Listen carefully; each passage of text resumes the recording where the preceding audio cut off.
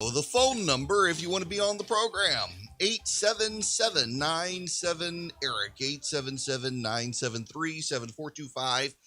In the next hour, just so you're prepared for it, my friend Alex Gandler is going to join me. He's actually the counsel for Israel in Atlanta, and he will be, he's the deputy counsel in Atlanta, and I'm going to have him on the program to talk about Israel. The situation continues there. By the way, if you are watching on the live stream and I look like I'm bleeding to death, I probably am. I cut myself while I was shaving. And, I'm on blood thinner. And it's a messy, messy thing. I'm sure you all wanted to know. All right. So I got to play this audio. This audio I just saw it. I didn't even get Charlie to cut up this audio because it wasn't there, and now it's suddenly there, and we need to hear the audio because, my goodness, this is Dr. Anthony Fauci a short time ago on Good Morning America. Listen to this. And others are not. How has it changed what you do when you wear a mask? Excuse me, how has it changed what you do? How has it changed your mask wearing practices? Well, George, I'm obviously careful because, I'm a physician and a healthcare provider. I am now much more comfortable in people seeing me indoors without a mask. Before the CDC made the recommendation change, I didn't want to look like I was giving mixed signals. But being a fully vaccinated person, the chances of my getting infected in an indoor setting is extremely low. And that's the reason why in indoor settings now, I feel comfortable about not wearing a mask because I'm fully vaccinated. Wait a second. So you mean you've been going through street theater this entire time? Anthony Fauci goes on with George Stephanopoulos on Good Morning America and says that this is his exact quote from Fauci. I didn't want to look like I was giving mixed signals, but being a fully vaccinated person, the chances of my getting infected in an indoor setting is extremely low. So it's been street theater. It's been street theater. This is problematic. We should not have our public health officials engaged in street theater. We should have them engaged in truth-telling. And the truth is, we've known now for some time that fully vaccinated people are protected. They could get the virus, but they've got, one, a low risk of transmitting it, and two, an even lower risk of getting serious side effects, serious complications. I want to tell you about this from a practical standpoint. We now know that at least one, probably both, but one of our kids got COVID a couple of months ago, and we've been exceedingly cautious as a family. We knew he was feeling bad. We assumed he got what his sister had. His sister tested negative for COVID, so we're like, well, he's got what she's got. It wasn't COVID. We're good. Well, now he has post-COVID side effects. And COVID is the only thing that makes sense for the things that he's going through now. And I would, as a word of caution, tell you that you should probably be mindful of the fact that though you or your child may have no symptoms, what you get after may be worse than what you had. The side effects after can be problematic. But my wife and I would have both been fully vaccinated by the time the kids got sick. And neither of us have had any problems. My wife, who has lung cancer and takes a daily chemo pill that jeopardizes her immune system, she's largely not left the house in a year, never got sick. Now, 2 years ago, she got the flu and it nearly did her in.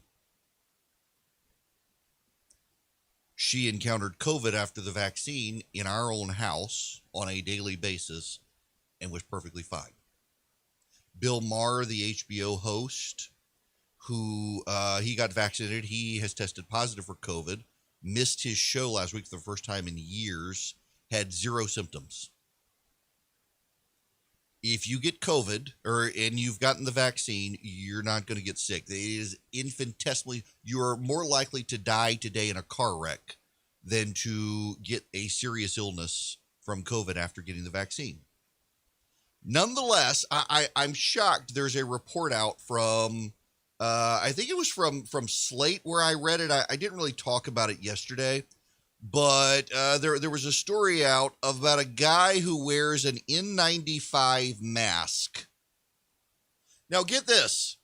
He wears an N95 mask under another mask, and he wears his rubber gloves and has done so since the beginning of the pandemic, and he still got COVID. And what is the result? Now he says he's not going to give up his mask. He's not going to do it. He doesn't want to do it.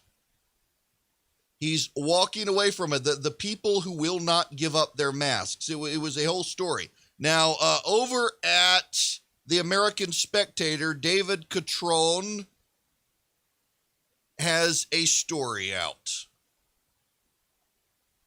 The American Spectator headline, "The CDC inadvertently outs the mask cult.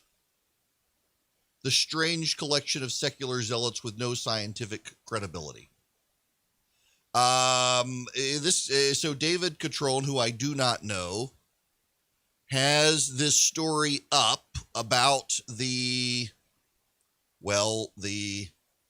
people who just can't bring themselves to give up their mask. When the directors of the Centers for Disease Control and Prevention announced that fully vaccinated people can safely participate in both indoor and outdoor activities without wearing face masks, it was good news for most Americans. In addition to a sense of vindication for those of us who object to post-vaccination masking, CDC Director Rochelle Walensky's statement provided another much-needed service.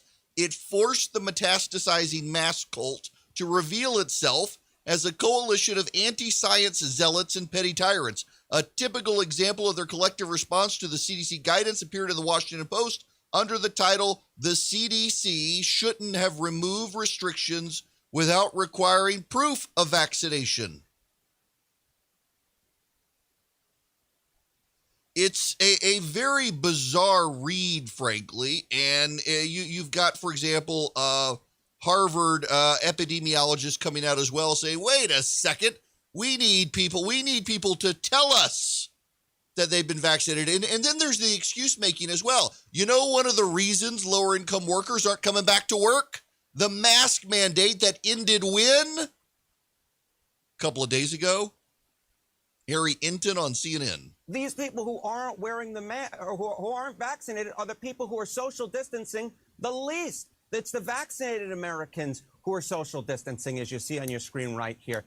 And again, this is just a problem because we're going to get these unvaccinated folks who are going into stores. They're going to say, oh, if you're not vaccinated, you need to wear a mask. But a lot of these folks are not going to wear that mask. So they're going to be people who could spread the virus to people who perhaps haven't had the chance to get vaccinated, like in those lower income communities, who might be working at some of these stores, and like a CVS or a Walgreens, right? And so that, to me, is the big problem here, where you have unvaccinated Americans who don't want to wear the masks and are going out a lot, and they can be vectors to spread the virus to people who, unfortunately, haven't been able to get the vaccine for one reason or another. New Jersey Governor Chris Murphy was on with Jake Tapper on CNN having this discussion about they're not giving up the masks. Democratic Governor Phil Murphy announcing that by fall, all classes in the Garden State will be 100% in person, virtual learning, no longer an option. And while a promising sign towards life returning to normal, New Jersey is going against the monumental new guidance on mask wearing from the CDC, and the governor has decided to keep mask mandates in place indoors for the time being. Democratic Governor Phil Murphy of New Jersey joins us now live. Governor, I'm sure a lot of parents are happy to hear their kids are going to be headed back to the classroom this fall. But why did you decide to go against the CDC guidance and keep the indoor mask mandates in place for fully vaccinated people? Good to be with you, Jake. I wouldn't say necessarily against it. We're just not ready yet. We've been clobbered not once, but twice. We've lost over 26,000 people. We know the virus is more lethal indoors. And you're asking somebody who's at the hardware store working there or in a retail or a grocery store to make the judgment on who's vaccinated and who's not. We're not there yet. We're close. I think we're, within a matter of weeks of getting to a better place. Our density usually helps us, not in a pandemic. We want to make sure we get this right. We want to make sure we get this right, he says. Well, they're also, they are resorting to guilt. Lawrence Kleinman, a pediatrician, professor or vice chair of the Department of Pediatrics at Rutgers. We are compounding an important public health policy mistake. As the Centers for Disease Control and Prevention, states and elected leaders declare an end to pandemic restrictions, paving the way to normal. There's a presumption that vaccinated adults can safely be around one another while neither mask nor social distancing. But based on what we know, the behavior could put children at risk. While vaccinated people are much safer than those who are not, they may still contract and spread the virus. We have only a hint about how often this might occur. A recent study published in the New England Journal of Medicine followed 417 fully vaccinated employees at Rockefeller University for 8 weeks and found 2 infections. Extend the follow-up time and account for the small size of the study, and the findings are consistent with 3% or more becoming infected in the 6-month window after vaccination. While infections post-vaccine are uncommon, they do happen and can prove that the virus can still spread. As we are reminded, to keep children safe, public policy should extend both masks and distancing for individuals, such as teachers and caregivers who interact with unvaccinated children.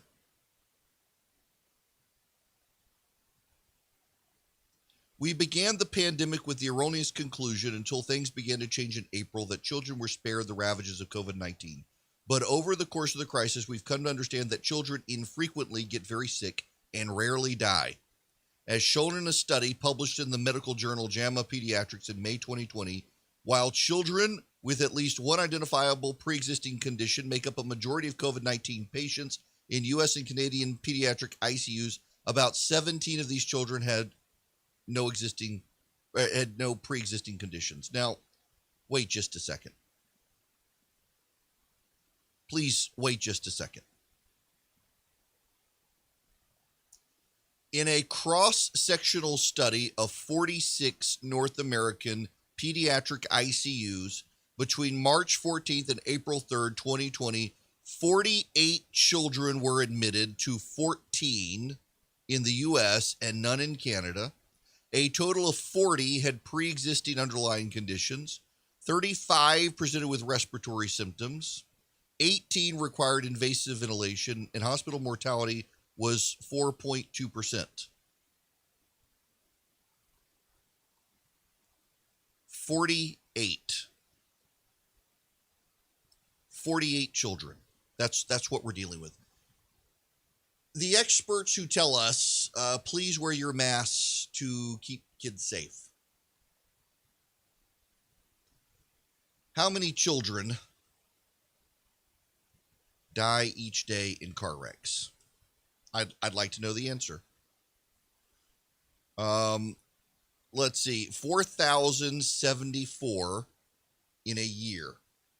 4,000. Let's just do what?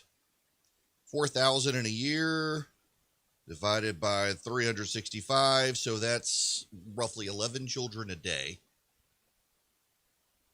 die in the U.S. in a car crash every day. Should we stop allowing kids in cars? The very adults who say wear masks to protect kids, they're the same ones who shut down the playgrounds. Remember that the kids in New York were allowed to go to the playground? We know now that there are no identifiable transmissions of COVID off of metal surfaces outside. None. And they shut down the playgrounds. There were no identifiable transmissions. They shut down the playgrounds. They want you to wear a mask. They're trying to guilt you for the children. For the children. We got to wear masks for the children. I used to be on a city council in Macon, Georgia. And God rest his soul, we had a pastor who was on the council, and it didn't matter what it was. Everything was for the children. Holistically, for the children, we have got to raise taxes. Holistically, for the children, we have got to decrease the police force. Holistically, for the children, we have got to unionize the trash collectors. Holistically for the children, we cannot privatize anything. Holistically for the children, we cannot sell the local taxpayer-funded golf course. Holistically for the children, everything you want, it's got to be done. Holistically for the children, we need to fund Planned Parenthood. Actually, whoa. Everything for the children, as we would say in the South. For the children, get your life back to normal. Stop being scared and stop teaching your kid they got to be dependent on Uncle Sam to tell them what to do. That's what we should be doing as a society. Teach our children to be independent thinkers. You can follow Erick around social media at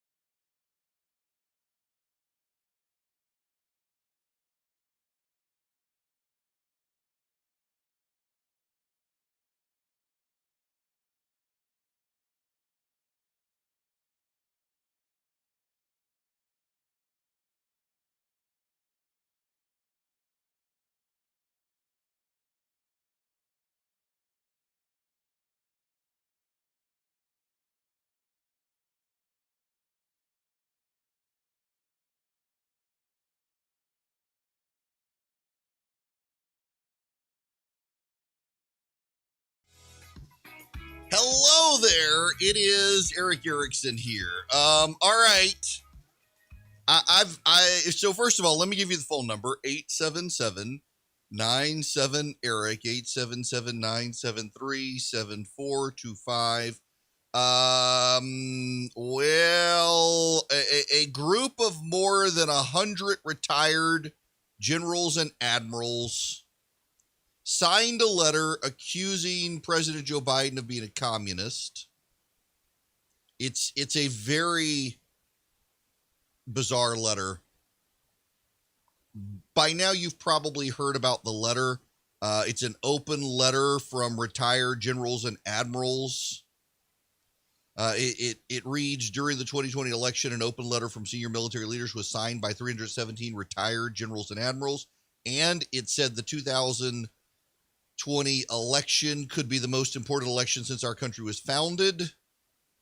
With the Democratic Party welcoming socialists and Marxists, our historic way of life is at stake. Unfortunately, that statement's truth was quickly revealed, beginning with the election process itself. And it goes on to lay out a litany of complaints.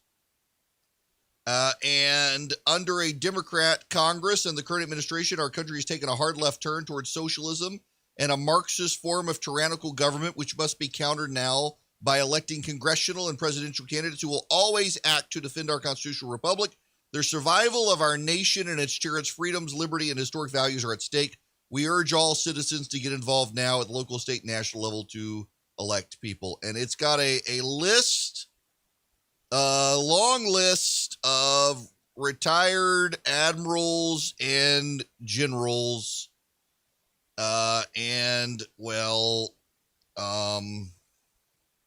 There seems to be a issue with some of them not being necessarily real, which is problematic.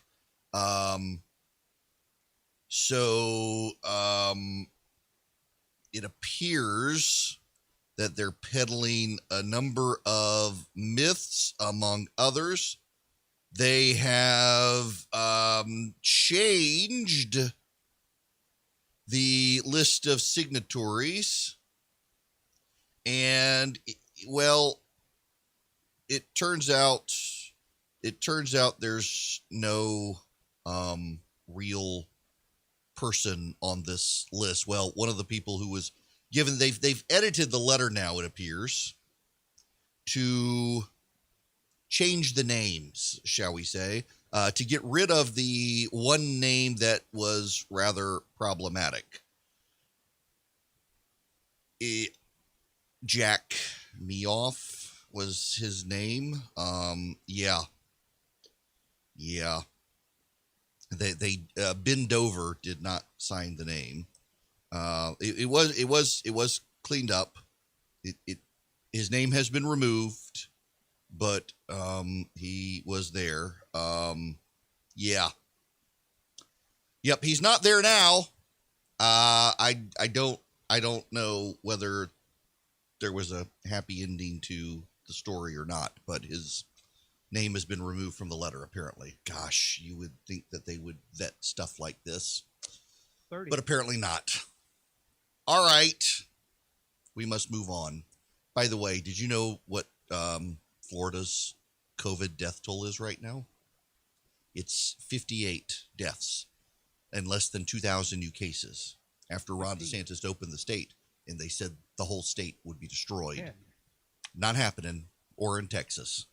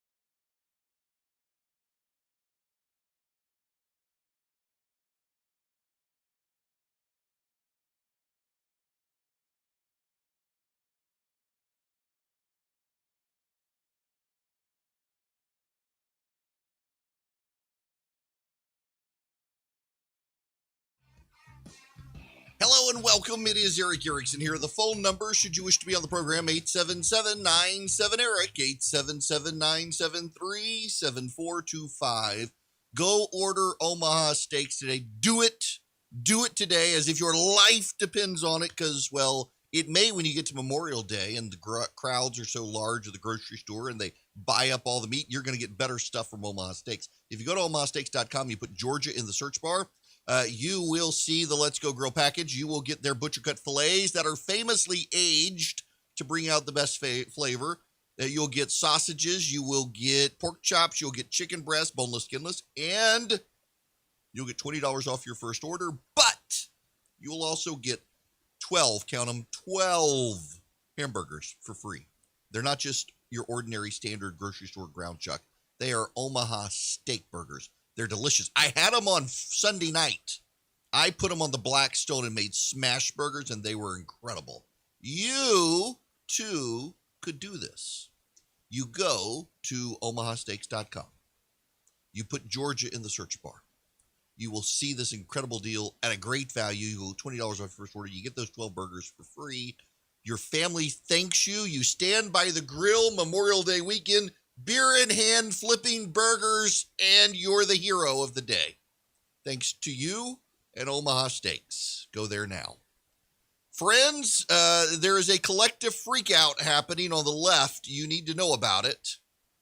I mean, the left is always freaking out. When is the left not freaking out? They freak out about everything. Well, now they're freaking about the Supreme Court has decided to take an abortion case. The Associated Press is running their fear-mongering stories. I'm sure if they let Hamas, they probably run out of Planned Parenthood in this country. Dan McLaughlin at National Review actually breaks it down and gives us the honest explanation. The Supreme Court handed down 4 decisions yesterday, but the big headliner was an abortion case the court agreed to hear in the fall. While the case appears unlikely to settle the 48-year war over the constitutional status of abortion, it offers the first opportunity to witness the 6-3 majority of George W. Bush and Donald Trump appointees in action on the abortion front. And because the case involves a direct ban on some abortions, rather than a regulation, it potentially puts the entire edifice of Roe v. Wade in the crosshairs. I bet you it's not going to. Dobbs versus Jackson Women's Health Organization is one of the 3 new cases the court took this morning for next term, all of which will probably be argued in the fall and decided sometime in the spring of 2022. The other 2 involve arbitration and habeas corpus. Dobbs could be the court's most momentous abortion case since at least Gonzalez versus Carhart, the last partial abortion decision in 2007, and maybe since Planned Parenthood versus Casey in 92. Ed Wieland has argued that Dobbs itself would be an excellent vehicle for overruling Roe following the addition of Amy Coney Barrett to the court. He's not wrong, and if the court were solely concerned with getting the law right, it would avail itself of the vehicle.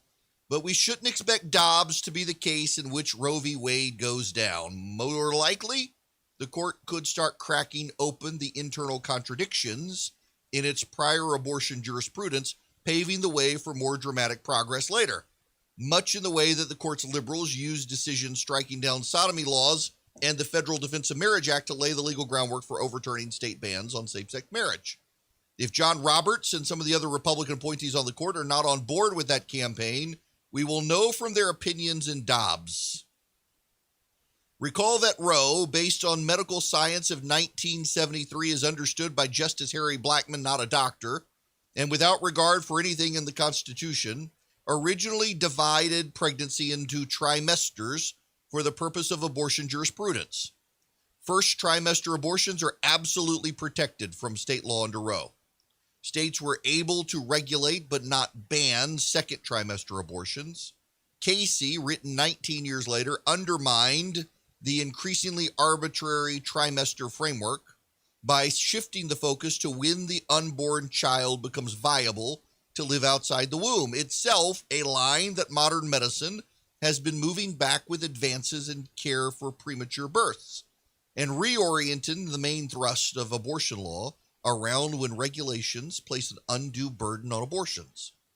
The Casey standard also has nothing to do with the Constitution. In practice, it effectively asks courts to use their judgment to decide whether restrictions on abortion have been too effective. A number of states have passed fetal heartbeat bills. The court has yet to squarely rule on the constitutionality of the bills, but the law at issue in Dobbs is more modest. It bans abortions after 15 weeks, except in a medical emergency or in a case of a severe fetal abnormality. 15 weeks is in the second trimester. Even the abortion clinic that sued to enjoin the law claims to provide abortions only up to 16 weeks. While violations of rights actually written in the Constitution sometimes take years to enforce, a federal district judge in Mississippi issued an injunction against the Gestational Age Act on the day after the law was passed, and the Court of Appeals for the Fifth Circuit upheld the injunction. By contrast, the court has kept the Dobbs petition itself hanging around for nearly a year just to decide whether to take the case. The Fifth Circuit in Dobbs concluded it did not need to engage in any analysis of the burdens or benefits of the Mississippi law because it involved a ban, not a regulation, of pre-viability abortion, and because it banned such abortions entirely rather than banning a specific method of performing them. So the left is completely freaked out that Roe versus Wade is going to be overturned. Friends, I hate to tell you, I am pro-life. By the way, I am repeatedly advised never to talk about this issue on radio. But it is an issue I care about, and I would love to see Roe versus Wade go away. My personal preference, though I am pro-life, is that we should handle this with federalism. So if your state wants abortion, have it. And if my state does not, have it. And no side should be able to pressure or punish the other. But we do know at this point that if my state decided to be pro-life and ban abortion, that Hollywood and corporate America would come down hard on my state and punish it for reflecting the values of the people of the state. So maybe it does need to be dealt with nationally. But, if Roe versus Wade, this is something that the left obfuscates. If Roe versus Wade went away tomorrow, if the Supreme Court tomorrow said, you know what, we're overturning Roe versus Wade, what exactly would happen? Actually, nothing. Nothing would really happen. It would go back to the states. And several states have passed abortion on demand laws. And several states have banned abortion, but it would go back to the states. It would go back to the way it was. It wouldn't ban abortion automatically. I think it probably should, but it wouldn't. If Roe versus Wade went away tomorrow, it wouldn't. But here's the thing. The left is freaking out about this. They've completely flipped out. And the reason they flipped out is twofold. One, they flipped out because they understand that there could be more restrictions. There's actually not going to be a repeal of Roe versus Wade. This Supreme Court is not going to repeal Roe versus Wade. There's no way Brett Kavanaugh does that. He's too interested in what the press says about him. Brett Kavanaugh is not going to strike down Roe versus Wade. John Roberts would. John Roberts' wife is a pro-life activist. John Roberts would, but John Roberts, as the Chief Justice of the Supreme Court, will be a reliable seventh vote to strike down Roe versus Wade. So you got to have a couple more people on the court to get rid of Roe versus Wade, which gets me to the point of the liberal freakout, Stephen Breyer. Breyer has thus far not signaled he's going to retire, and a pressure campaign is building on Breyer to retire. Hey, that rhymes. Because of Ginsburg. Because Ruth Bader Ginsburg held on till the bitter end and died while Donald Trump was president. They are pressuring Stephen Breyer to get out now. Get out, Breyer. Go. Now, why? Why now? Because they're not sure they can hold the Senate majority, and they know if they can't hold the Senate majority, they will get to a situation where it was with Antonin Scalia and Merrick Garland, and Biden can nominate whoever he wants, and Mitch McConnell isn't going to confirm Mitch McConnell. And there are other warning signs for the Democrats out there now that have them freaked out. In fact, believe it or not, the Washington Post has this headline: Republican Glenn Youngkin has a surprisingly good chance of winning the Virginia governorship. Robert McCartney, writing in the Washington Post, Glenn Youngkin, the GOP's newly minted nominee for Virginia governor, stands a surprisingly good chance of being the first Republican in 12 years to win a statewide race in the Old Dominion, according to politicians from both parties and independent analysts. The Democrats start with the advantage, given the state's leftward trend and continued discontent over Donald Trump. But Youngkin, a wealthy political newcomer, may benefit from a political climate similar to the one that helped win the governorship for Republican Bob McDonald in 2009, the last time the GOP triumphed statewide. McDonald capitalized on a backlash against a newly elected Democratic President Barack Obama and the intense desire of Republicans to have a winner. At the time, the GOP had lost the governorship for 2 straight elections to Democrats Mark Warner and Tim Kaine, both now senators.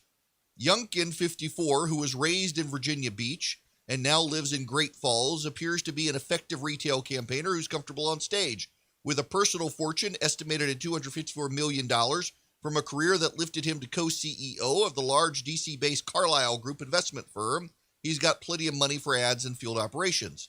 If Virginia is going to elect a Republican, this is the type of year you do it.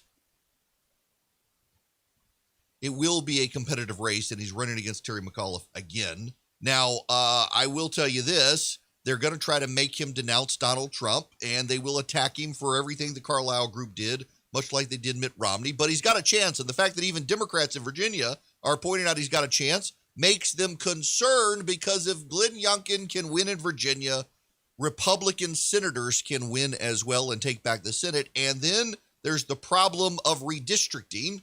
Headline in the Politico, state losses plague Democrats ahead of redistricting. Democrats' 2020 down-ballot disappointments are already coming back to haunt them. Despite Joe Biden carrying New Hampshire in a runaway, Republicans surged in other races and flipped both chambers of the state legislature. Now the Granite State is openly plotting the ouster of Chris Pappas, congressman from Democratic congressman in New Hampshire, experimenting with new maps that pack his district with red towns and shove blue pockets into the seat next door. I already serve in a Republican district, and they're already talking about making it even more Republican, Pappas said in an interview. The state Republican Party chair has made a strong pronouncement. They will elect a conservative Republican to my district. We'll see.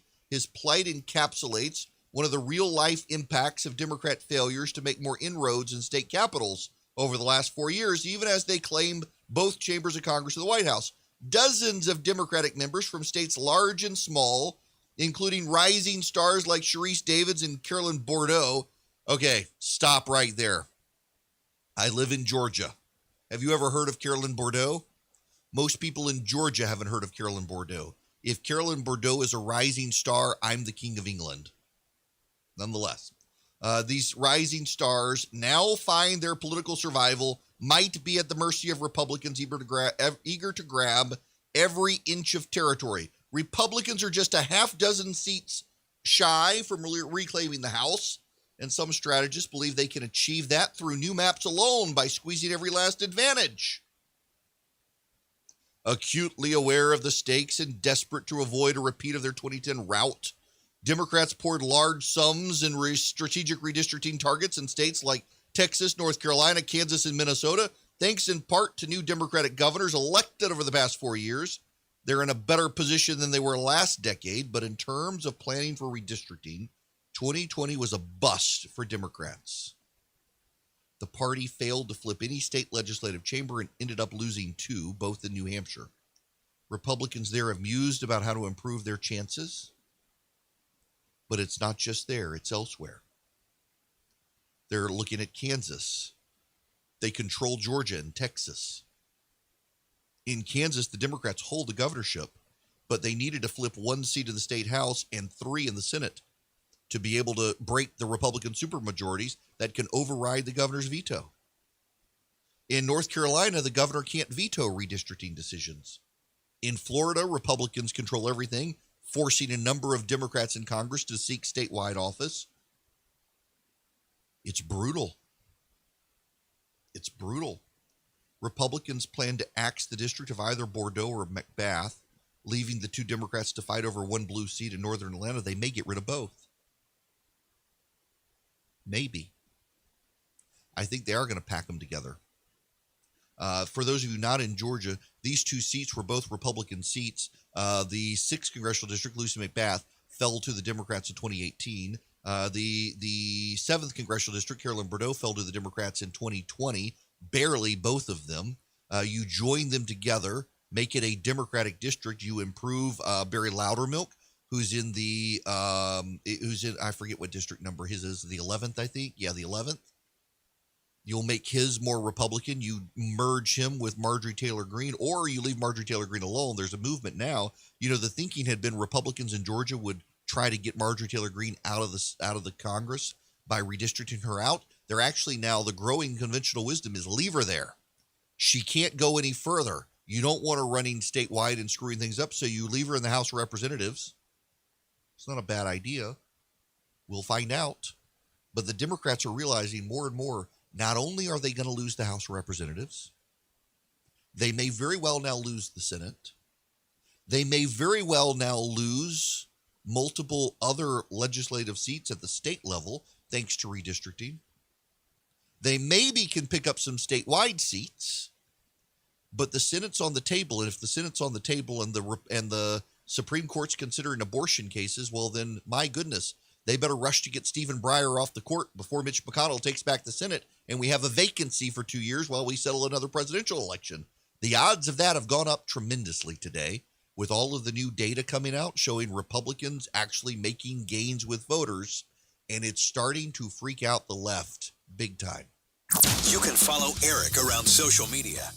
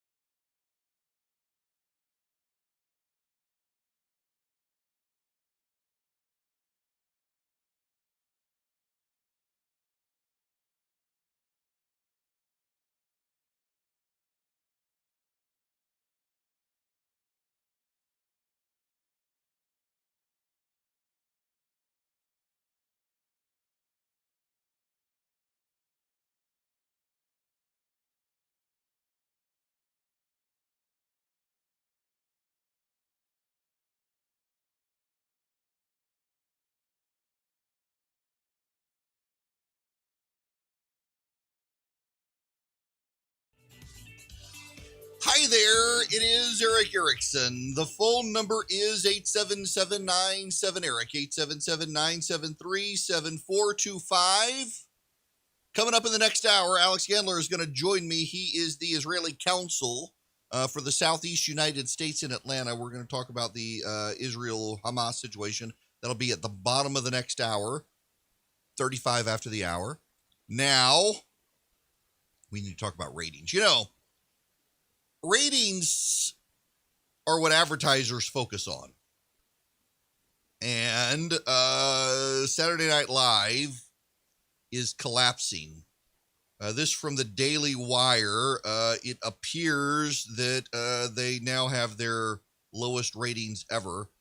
Viewers of Saturday Night Live this past weekend fell by more than half from last week when Elon Musk hosted, to its lowest ratings ever of just 3.5 million. Last night's results represented a new household season low and match an 18 to 49 low in the metered markets. The once must-watch show has almost completely laid off hitting President Biden. SNL did take aim on Saturday at top U.S. immunologist Dr. Fauci and mocked the Centers for Disease Control and Prevention for its announcement that Americans fully vaccinated no longer need to wear a mask. Oh, boy. That's what they're mocking. You know, who was it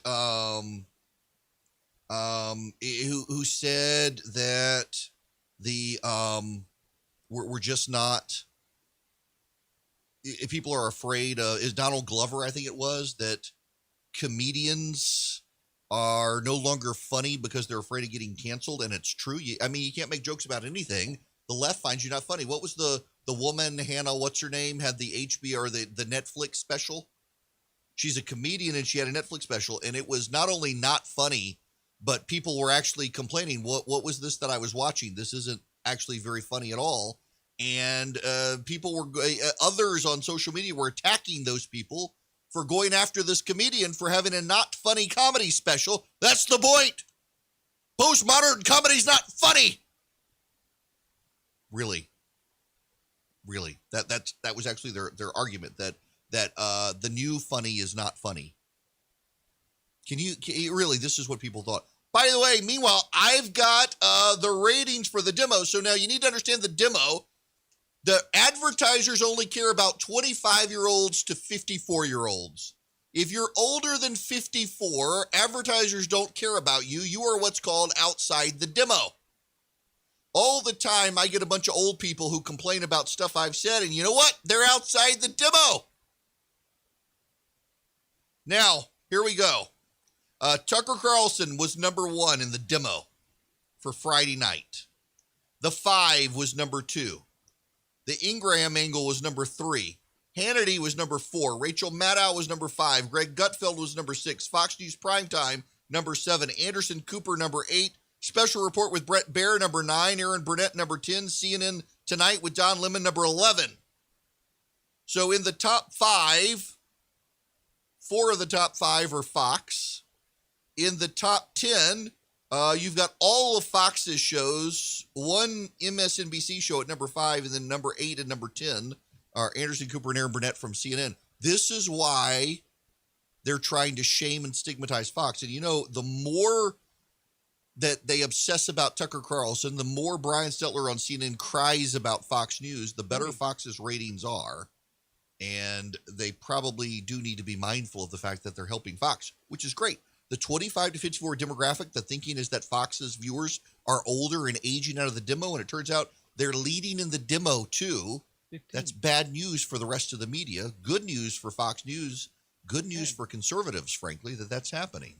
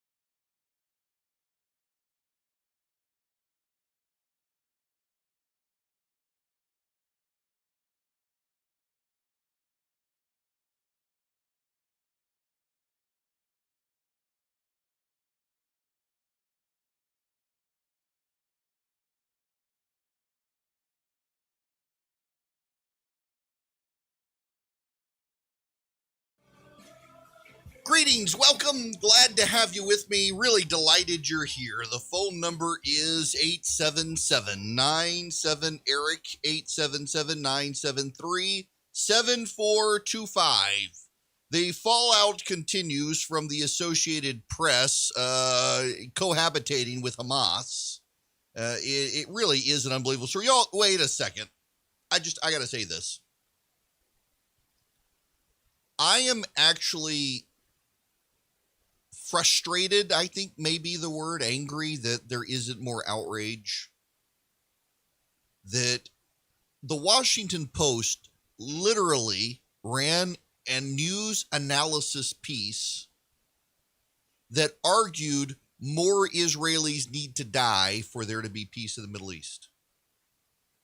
That is the actual subtext of the article. They don't explicitly use those words, but that's exactly what they mean, and they know it.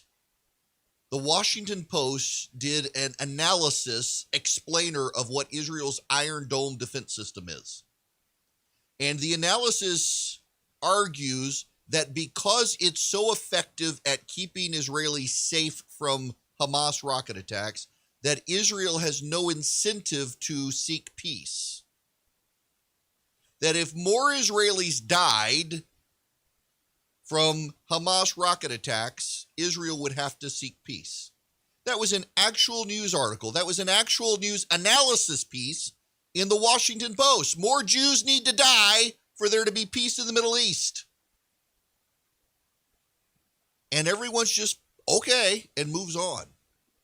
It's absurd. In the same vein, USA Today has what it could best be described as Hamas propaganda. This is USA Today has this piece, Israeli government tweets rocket emojis amid Gaza conflict by Chelsea Cox. It might as well be Hamas propaganda. Oh, I see the Associated Press contributes to the article. Well, then it probably is Hamas propaganda. In the midst of a conflict that has now seen hundreds of deaths across the Gaza Strip, the State of Israel sent a series of tweets from its official account Monday containing hundreds of rocket emojis, drawing ire from people who said the tweets were callous, misleading, or incorrect.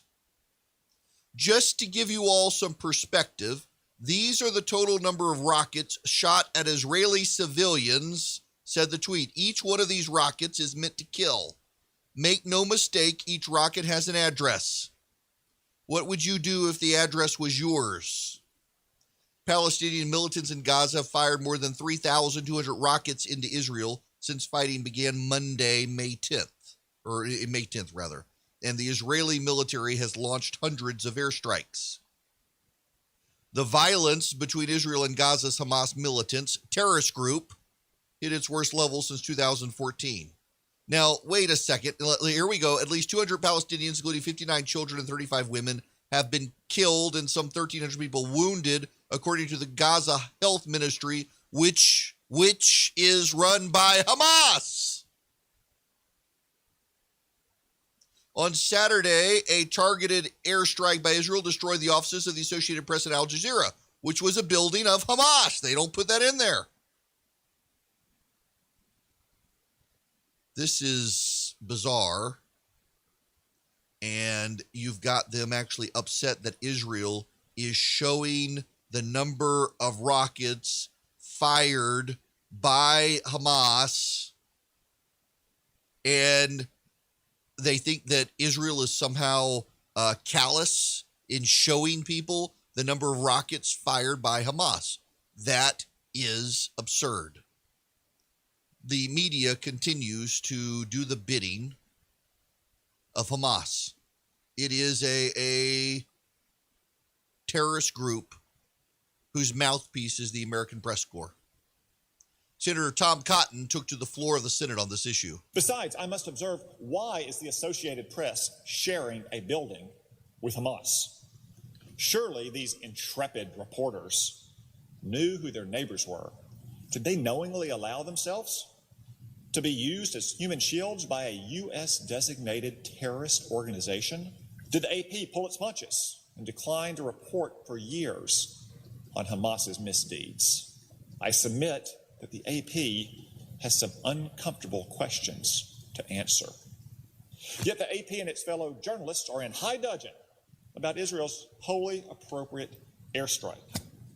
Leave it to whiny reporters to make themselves the story and the victim when terrorists are shooting missiles at innocent civilians. Amen and amen.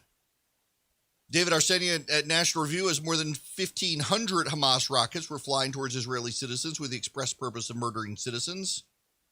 CNN could spare only 4 minutes in total to cover the topic during an entire week of prime time. And needless to say, the focus got intense after Israel destroyed a 12-story high-rise building in Gaza that housed foreign news outlets. It was home to Hamas military intelligence assets. It called ahead to warn those inside, so fortunately no journalists were killed. And yet, they're outraged. And then Mike Pence, writing in National Review, the Trump-Pence administration opened the door to a future of peace in the Middle East, founded on our strong and unwavering commitment to the state of Israel, but now Israel is enduring the worst outbreak of violence in at least 7 years, a direct result of the weakness shown by the Biden administration from its first day in office. Many Americans witnessing the recent bloodshed in Israel are perplexed by how quickly violence erupted after years of calm. The answer is that President Biden and congressional Democrats have abandoned unambiguous support for Israel and turned their back on the policy that yielded historic peace deals in the Middle East. He's not wrong. He's telling the truth.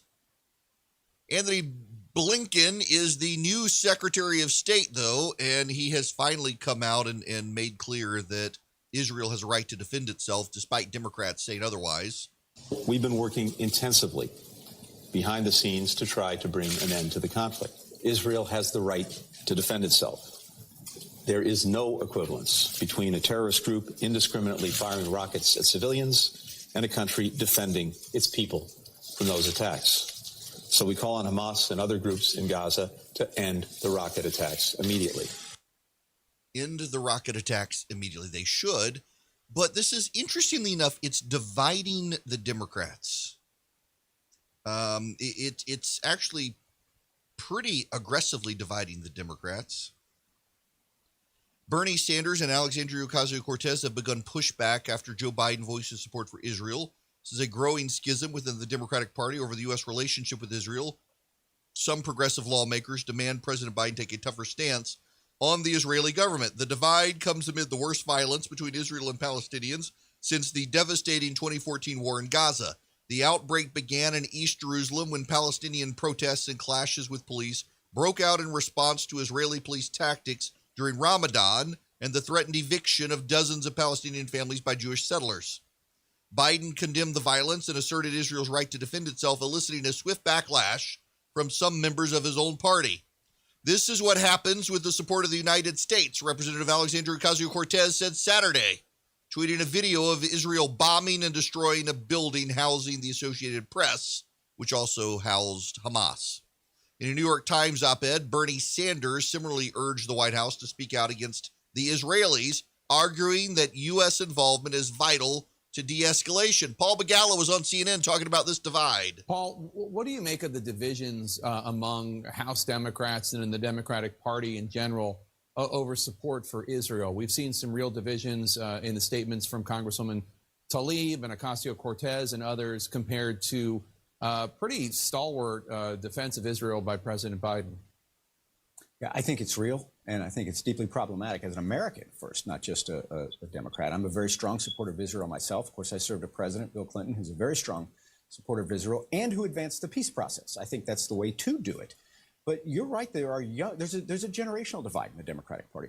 Younger Democrats who I think have really never known Israel except in the persona of Benjamin Netanyahu.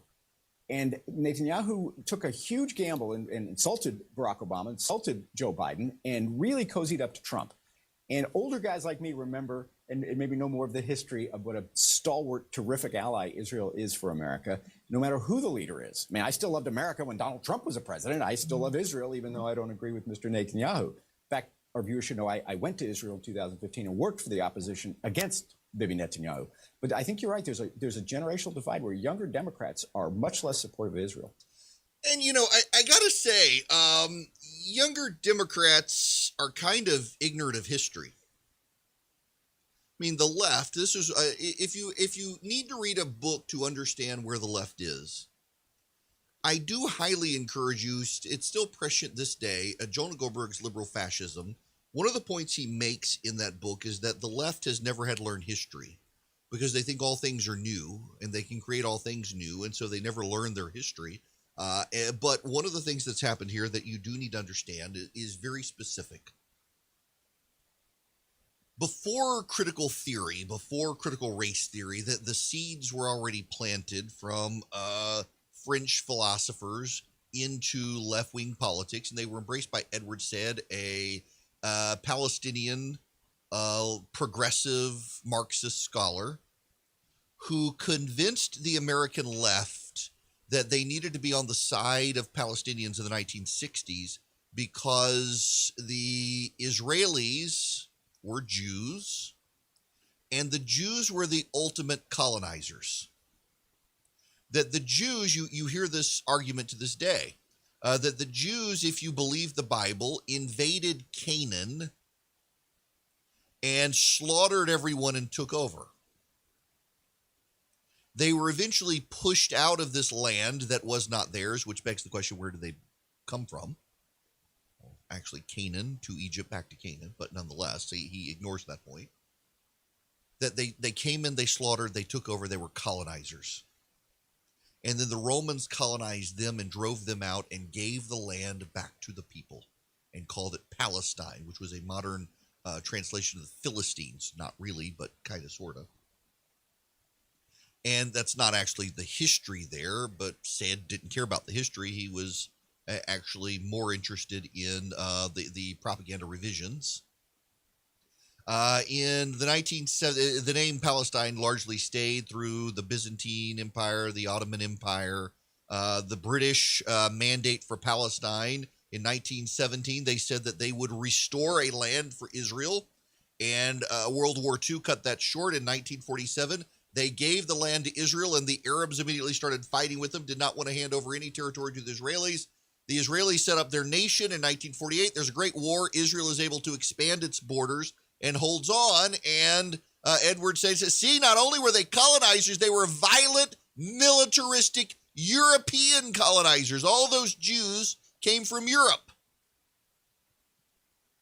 And it stuck. The global left-wing elite have ever since embraced the idea that the Israelis are actually a bunch of European white colonizers, and the Palestinians are the oppressed, dark-skinned people. That it's a story that's played out around the world, and Israel, unlike the Europeans in Africa, have refused to give up their colony. Where do the Israelis go? The Palestinians and even many Americans, including some Democratic members of Congress, favor a Palestine that is river to sea. Now, what do they mean by river to sea? Well, Israel goes from the Jordan River in the east to the Mediterranean Sea in the west. So if you want a Palestinian territory, a Palestine that is river to sea, you want a Palestine that is all-encompassing of Israel, and Israel doesn't exist. And progressives have long championed a river-to-sea policy for the Palestinians because they believe the Israelis are nothing more than European colonizers and they should all go back to Europe. That's why the left sides with Palestinians. Now, the Palestinians themselves were treated poorly by other Arab nations who have only used the Palestinians to nurse grievances with Israel. The irony here is those Arab nations have now largely overcome their grievances with Israel. You will notice, will you not, in the greatest violence against Israel, inside Israel since 2014, who have you not heard from? You haven't heard from Saudi Arabia. You haven't heard from Egypt. You haven't heard from Jordan. You haven't heard from the UAE. You haven't heard from Bahrain. You haven't heard from Oman. Why? They all have peace now with Israel. They're not helping the Palestinians. Who are the Muslim nations speaking out? Iran, Syria, Malaysia, and Indonesia. Malaysia and Indonesia can't exactly do a whole lot. It's a fascinating dynamic. President Trump was able to realign parts of the Middle East. He was able to do that. And the Democrats said he couldn't, and yet he did. And you will note that those Arab nations, they're being rather quiet because they're not on the side of the Palestinians anymore. You can follow Erick around social media at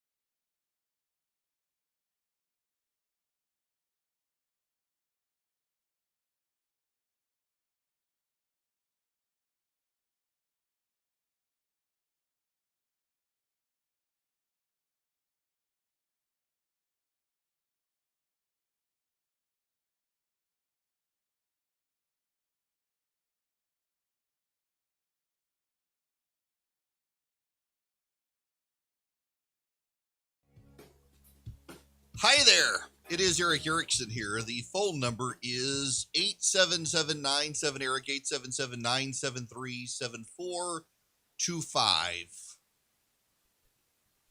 I gotta play two pieces of audio for you. And I talked about these topics earlier, and I forgot to play the audio, and I made a note to play it, but I want to first get to what is it? Yamiche Alcindor, who is headed to host a PBS weekend show, but also a White House correspondent. Listen to what she said at the White House about the masks and the CDC getting rid of the mask issue. I also switched to COVID. The largest national nurses union is saying that the CDC guidelines on masks is putting frontline workers and especially people of color at risk, and that they're calling for the CDC to reverse that. What's the White House's stance on that union in particular, saying that their members and people of color are at risk? will you will you reverse the CDC because you're putting people of color at risk? What? Why? Y'all, I really think when it comes to woke culture and masks and the virtue of wearing masks and the demands that mask mandates be restored to protect children and people of color, and wild claims that poor people aren't going back to work because people aren't wearing masks. What we're actually seeing is the sorting out in real time of a new religion. Secularism is a religion. They worship. They give tithes to causes. They have liturgies. They have certain anthems and hymns. They have sacraments, rites of passage. All of these things. And their religion continues to evolve. It gets to the point where you have a more and more conservative fundamentalist zealot within the wokes, Boko Haram. The terrorist cell of the wokes takes over and demands certain ritual and sacrifice, demands money, demands creeds. You're seeing the shaping of creeds. And one of the things we see in the shaping of creeds is this idea that there's belief that virtually every government policy out there hurts people of color and therefore must be changed. And any sort of progress economically hurts people of color and therefore must be changed. And keep the whole country back in the name of helping people of color when there's actually no evidence that it does.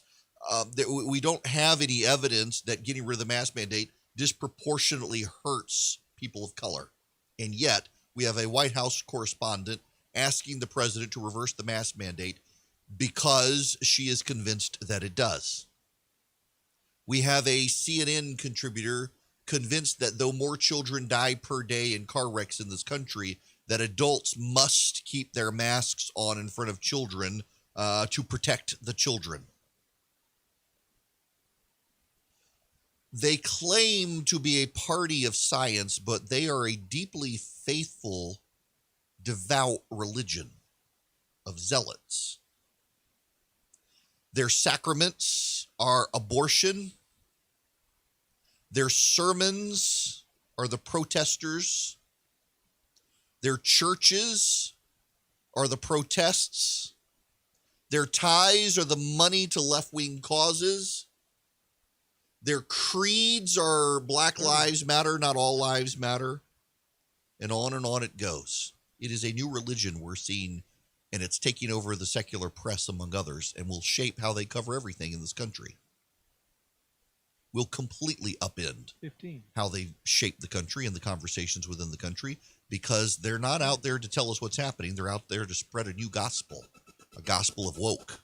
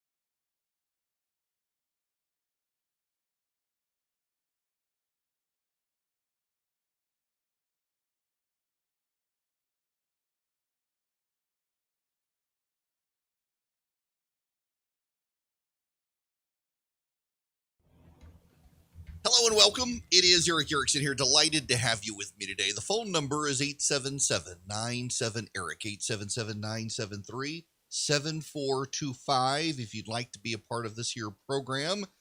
Joining me by phone is someone I've got to be friends with. He is the Deputy Consul General to the Southeast United States. He's also a great shot and a dog lover. Alex Gandler joins me. How are you? Hello, Eric. How are you? Thank you for having me. Absolutely. First of all, you and I traded a note last night. I got to bring this up with you because I'm still stewing over it. The analysis is not an opinion. It's an analysis piece in the Washington Post.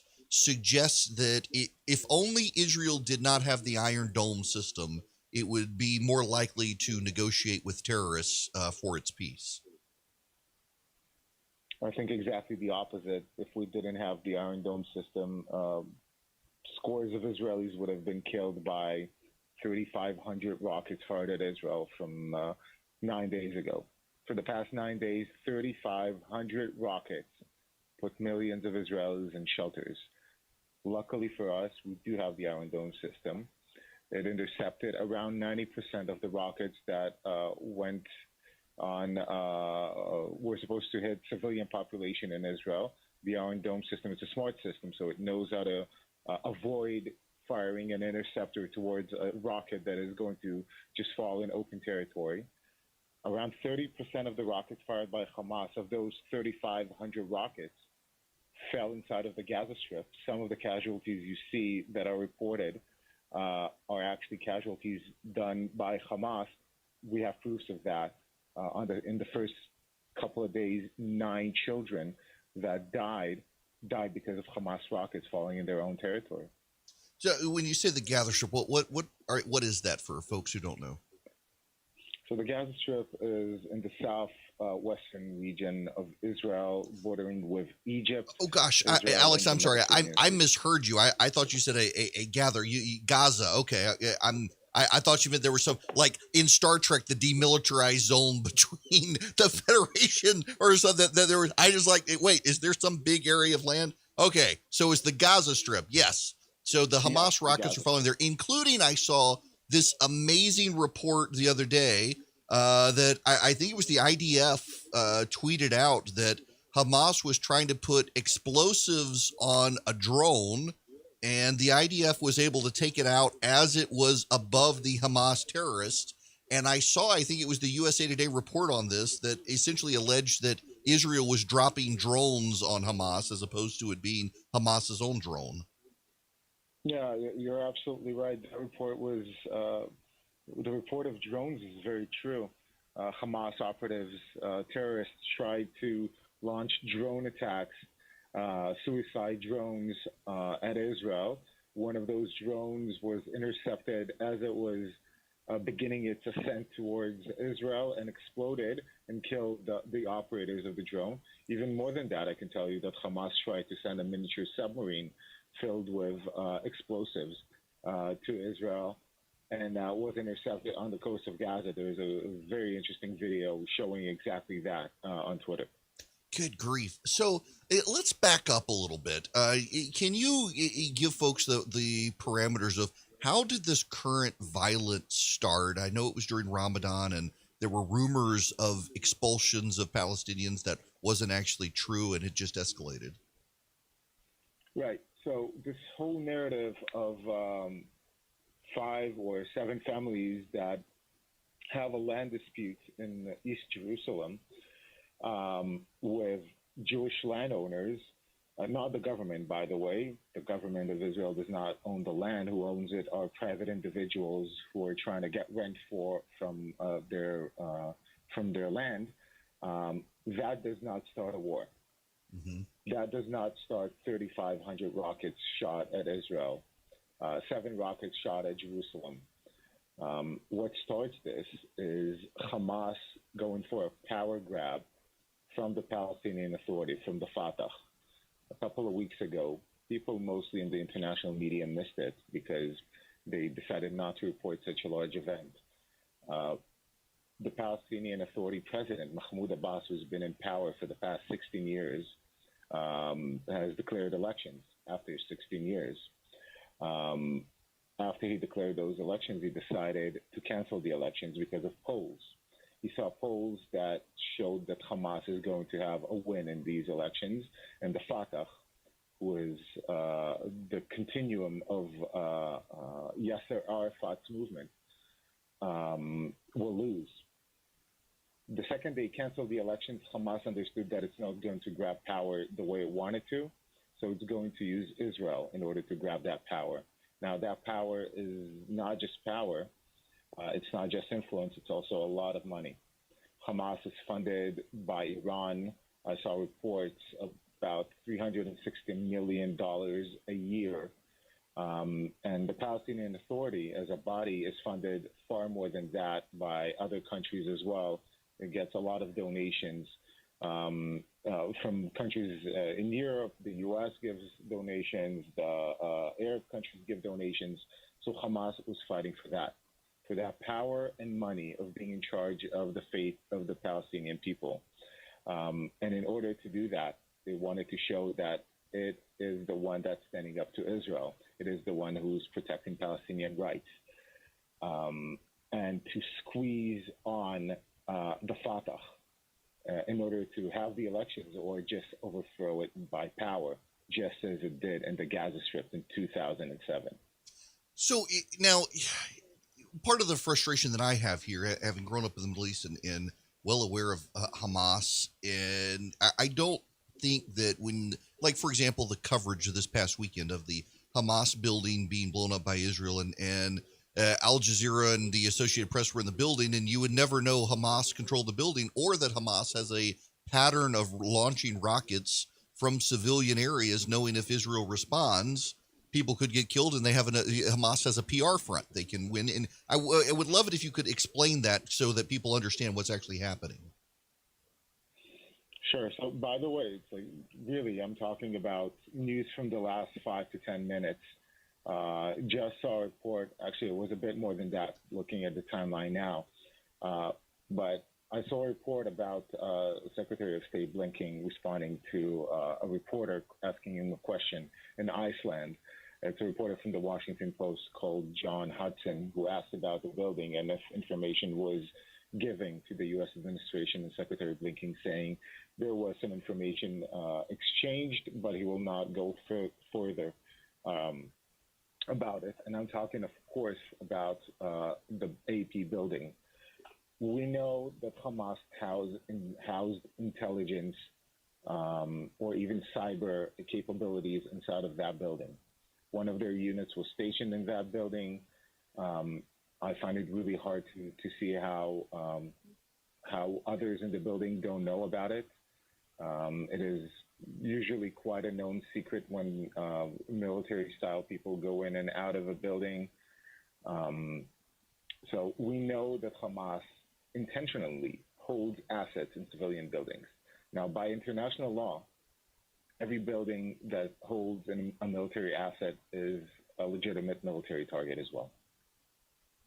Yeah, and I saw the Israeli government noted that, and a number of commentators on the left and right have had to point out that, yes, if the military takes over a building, it becomes a military target. And it does baffle me because I've read press reports now in the Atlantic magazine going back several years that it was an open secret in the press that they were in a building that Hamas operated out of. And just to play it dumb and claim denial when it was even in the Atlantic magazine a few years ago just seems ridiculous to me. And yet this seems to be what Israel is constantly up against is a press that reports out of Gaza that seemingly can't or won't report the truth because it's having to deal with the terrorist regime.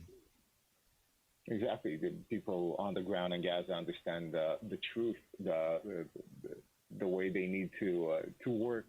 If they want to work in Gaza and have a report come out of Gaza and have that little word at the beginning of the sentence of their report, they must, in a way, turn a blind eye to what Hamas is doing, which is extremely open. When you see the streets of Gaza today, and for the past couple of days, Israel has been attacking terror tunnels in Gaza. Now, when we're talking about terror tunnels, we're not talking about little rat tunnels that go through the jungle of North Vietnam. we're talking about mass metro-style city that is built under the Gaza Strip, a multi-million-dollar investment by Hamas that invested in these command and control centers, organization areas, attack portals for its militants. And when you look at the streets of Gaza now, because Israel attacked those tunnels and some of them collapsed, a lot of the roads in central Gaza collapsed. Just not because the bomb hit them, but because the tunnel collapsed underneath them.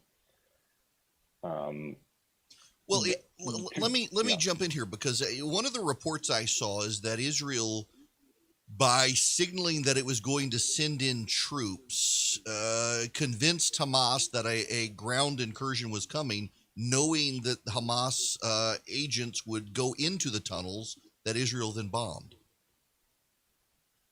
From my understanding, there was a miscommunication between the IDF spokesperson and international press. In Hebrew and in Arabic, from what I understand, it was quite clear that when you say ground units attacking, you mean artillery forces or bombarding in a way. Hamas did send its operatives down those tunnels, and we still don't know the amount of casualties. From what I saw, reports in the Gaza Strip, it's really hard to keep the numbers, because you don't always believe what the Gaza Health Ministry is reporting, because they don't show you the age of the people. They say sometimes children, but military age males are not reported as military age males. Oh, that's and interesting. Those are mostly terrorists. Well, and I saw someone noted on Twitter that one of the cautions that the international press sometimes forgets is that the Gaza Health Ministry is controlled by Hamas, so you can't really tell what's true or what's not. Absolutely. Hamas is a recognized terror organization in the United States and even in the European Union. We're talking about an organization, and I'm a Jerusalemite. My entire life I lived in Jerusalem. I will never forget that those are the same people who sent human bombs into buses, supermarkets, walkways, every place they saw a large crowd of just Israelis walking around. They would send human bombs, human-guided bombs, people that have explosives strapped to their body in order to kill them. That is Hamas. They're the ones that introduced this idea into the Islamic culture. They're the ones that brought in the first fatwas, the first religious obligations or religious decrees that allowed for people to strap bombs on themselves and explode. This is a Palestinian invention. Wow. Gosh. So yeah, go ahead. These are the people that we're dealing with. And when someone says, well, Hamas, it represents the Palestinians, those are the people that represent the Palestinians? Yeah. Hard to have peace with people who will do that. But speaking of peace, where do you see that this plays out? What would Israel like to see to resolve the situation? Well, first of all, peace is something we need and we strive for. This operation is continuing in order for us for Israel to destroy Hamas's capabilities of both manufacturing those rockets. A lot of them are manufactured in Gaza with Iranian knowledge and Syrian knowledge about how to manufacture a military-style rocket. With military information, Hamas operatives are trained in Iran and elsewhere to build those rockets. Real knowledge. And also capabilities of Hamas to strike it so that it will not see a military option as something that we can go forward with. Because obviously Hamas first shoots and then talks. And we want to see that it first talks and never shoots. That's well said. Alex, thank you very much for joining me. We're out of time, but thank you. I appreciate it so much. Thank you so much, Eric. Absolutely. Alex Gandler is the Deputy Counsel for the Southeast United States for the Nation of Israel. Got to be a friend. We hang out occasionally when I'm in the city, and just a delightful person. He's got a background, obviously, in the diplomatic corps in Israel, and has been heavily involved, including as a press attaché to the Israeli embassy in Moscow before transferring to Atlanta to serve as the deputy counsel for the Southeast United States. Want to be on the show? Call Eric now at 877.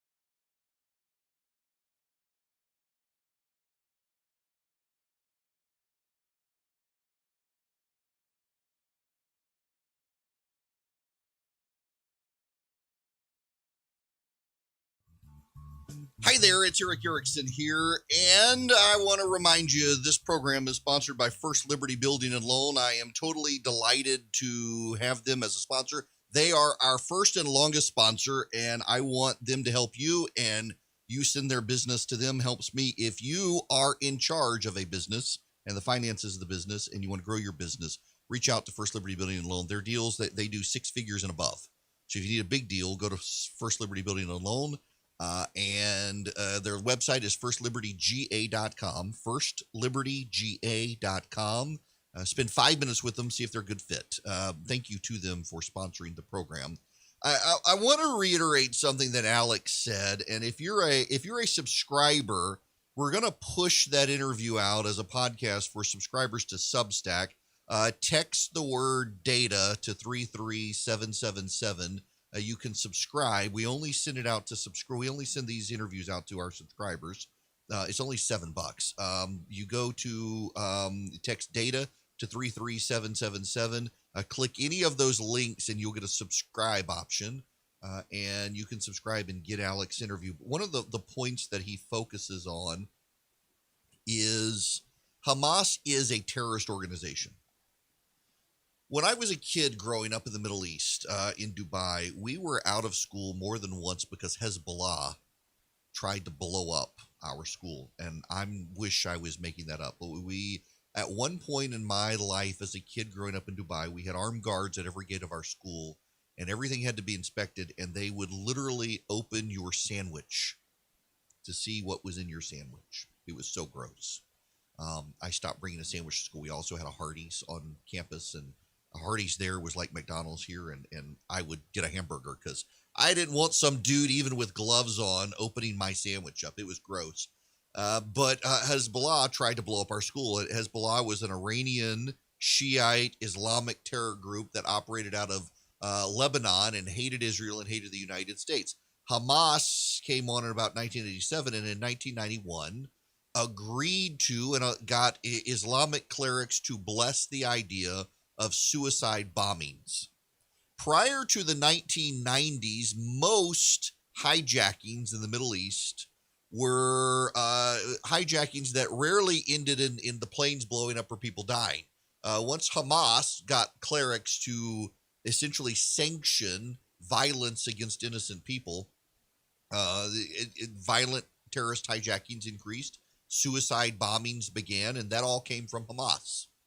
And the American media and the left, which want Israel to find peace in the Middle East, want Israel to find peace with an organization that wants the elimination of Israel and believes that its innocent civilians should strap on bombs and blow themselves up on buses in Israel to kill as many people as possible.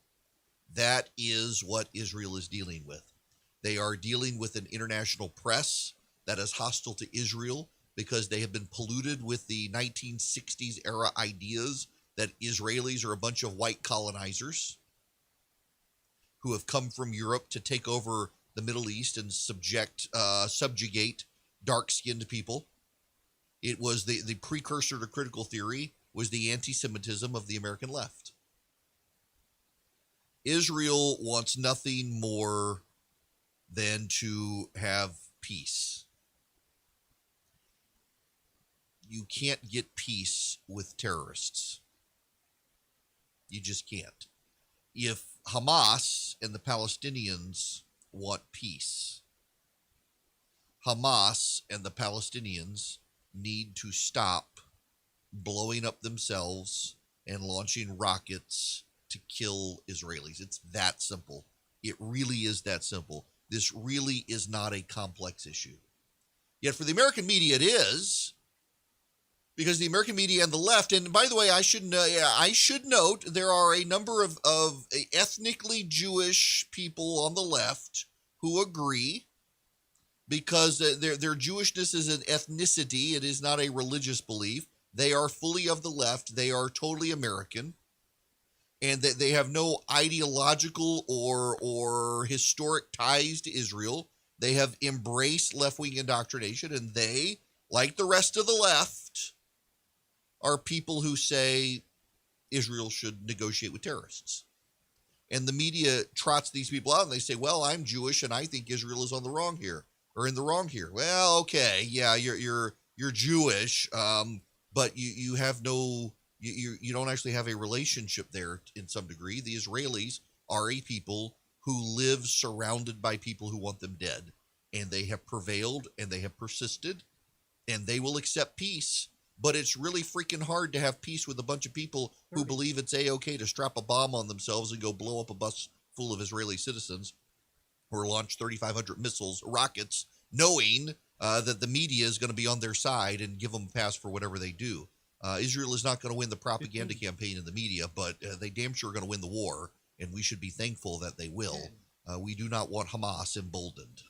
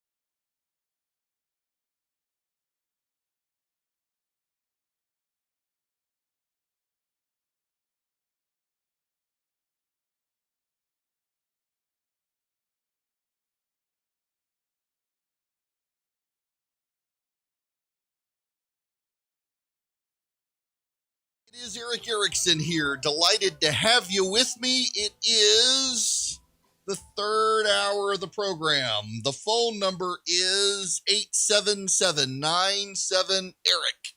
877-973-7425. At the bottom of this hour, I wasn't sure we would be able to get him scheduled, and we are. Will Hild is going to join me. Will runs a consumer affairs group that is going to pour its resources into helping educate Americans, conservatives, about woke corporations and which companies to avoid and which ones to support. And I am delighted he's going to be able to join me. I'm also delighted that Bloomberg News is reporting Apple's coming out with its new laptops next month. I've been dying to get a new one, and it looks like I'm going to be able to get a new one. None of you care about well, some of you, I know some of you do. Yes, they're going to have the M chip, and they're going to be awesome. Yes, they will. I want the 16-inch MacBook Pro with the M1 or M2 chip, whichever they want to call it, is going to be incredible. Now, I can move on to less important news than that news. President Joe Biden wants to fund his $4.1 trillion infrastructure and family policy agenda with a huge pile of tax increases on corporations and the wealthy. The business community is dismissing the threat. Corporate executives and lobbyists in Washington, New York, and around the country say they are confident they can kill almost all of the tax hikes by pressuring moderate Democrats in the House and the Senate. And they think progressive Democrats won't really care about the costs of new programs and will be happy to push through as much spending as they can and then run on the tax hikes in 2022 rather than actually pass them this year. Interviews with over a dozen executives, lobbyists, and business group officials turned up a similar theme. While Democrats might be able to push through a slightly higher top corporate rate, when it comes to higher taxes on the rich, on capital gains, on financial transactions, or private equity profits, forget it, it's not happening. If the executives are right, Biden will have to either break his pledge to pay for his massive spending agenda and further swell the deficit, or he'll have to sharply scale back his plans. All right. Let me break this down for you, what's going on here. There's a real problem on the Democratic side right now. It is that they know Republicans next year can redraw districts in a majority of states in this country and win the House of Representatives. There are 6 seats that separate the Republicans and the Democrats from control. Let me give you the legislative control right now. Just so you understand, in legislatures, the Republicans control the complete legislatures of Alaska. I'm doing the map now, just so you understand, from the National Council of State Legislatures. Alaska, Montana, North Dakota, Wisconsin, Michigan, New Hampshire, Idaho, Wyoming, South Dakota, Iowa, Indiana, Ohio, Pennsylvania, Missouri, Kentucky, West Virginia, Utah, Kansas, Arkansas, Tennessee, North Carolina, South Carolina, Arizona, Oklahoma, Louisiana, Mississippi, Alabama, Georgia, Texas, and Florida. The Republicans control the majority of state legislatures in this country, both houses. Minnesota is the only split state in the country. The Republicans control the state Senate. The Democrats control the state House. Of these, Republicans control outright almost all of the state legislatures with governor's mansions. So consider, for example, in Wisconsin, the Republicans control the state legislature. The governor controls the executive. The governor can wield a veto, but then the state Supreme Court can protect the Republicans. In Michigan, the Republicans control the state legislature, but not the governor's mansion. In Pennsylvania, Republicans control the legislature, not the governor's mansion. In Vermont, Massachusetts, and Maryland, the Democrats control the legislature, but it's the Republicans who wield the veto pen. In North Carolina, the Republicans control the legislature, but the Democrat controls the governor's mansion, but he is precluded from being able to veto a state. So consider Kentucky and Kansas and North Carolina. Kentucky, Kansas, and North Carolina have Democratic governors right now. But in North Carolina, the governor has no ability to veto redistricting. And in Kentucky and Kansas, the Republicans have supermajorities of the legislature, so if the governor vetoes it, they can override it.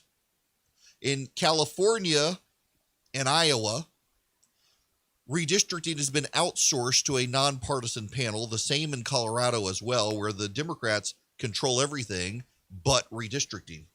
In Arizona, Republicans control the state legislature and the governor's mansion. They'll be not picking up a seat, but they will be dealing with demographic shifts. In Texas, Republicans control everything, and it'll be picking up 2 seats. In Florida, Republicans control everything. It'll be picking up a seat. In Montana, Republicans control everything. It'll be picking up a seat. Yes, Democrats will be picking up some seats, but fewer than the Republicans. In New Hampshire, the Republicans just took over everything. They have control of everything. They'll be able to get rid of Democrats. The Democrats know this. They know that this is the environment they're headed into in 2022. Likewise, according to Axios, oil prices have continued to rise, gaining again on Tuesday after rising to the highest in 2 years on Monday. Inflation worries and concerns that prices have run past reasonable valuations have weighed on equities recently, but bullish oil traders continue to be handsomely rewarded this year. Prices for diesel are up 39.6% year to date. Crude oil up 36.6% to date. Gasoline up 53.2% to date.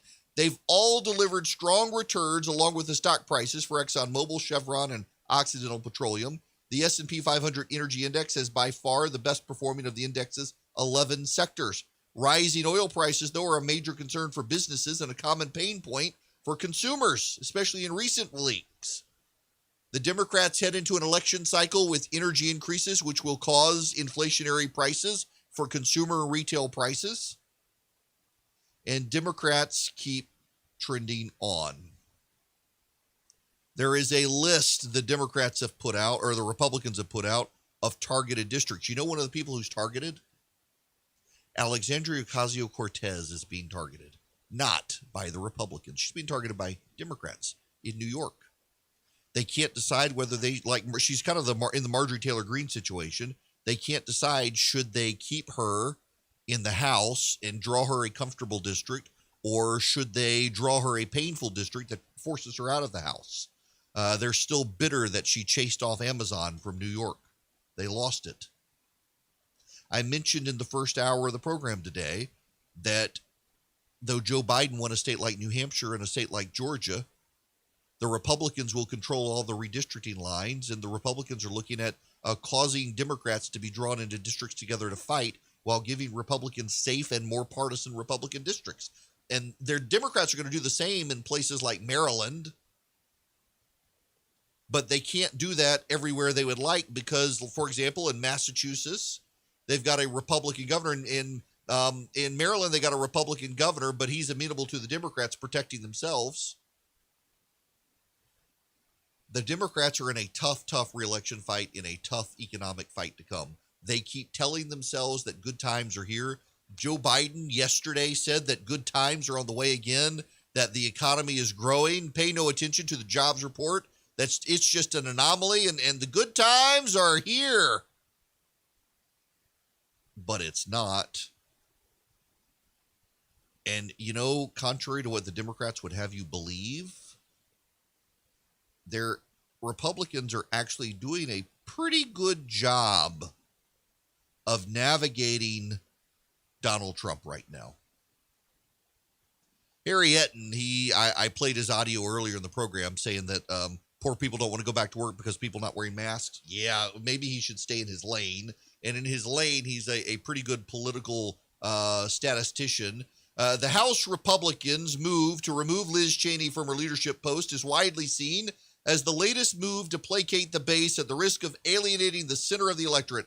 Cheney voted to impeach Donald Trump and has continued her critique of him, but a look at the statistics reveals the Republicans may be playing it right when it comes to Trump. What? How can this be?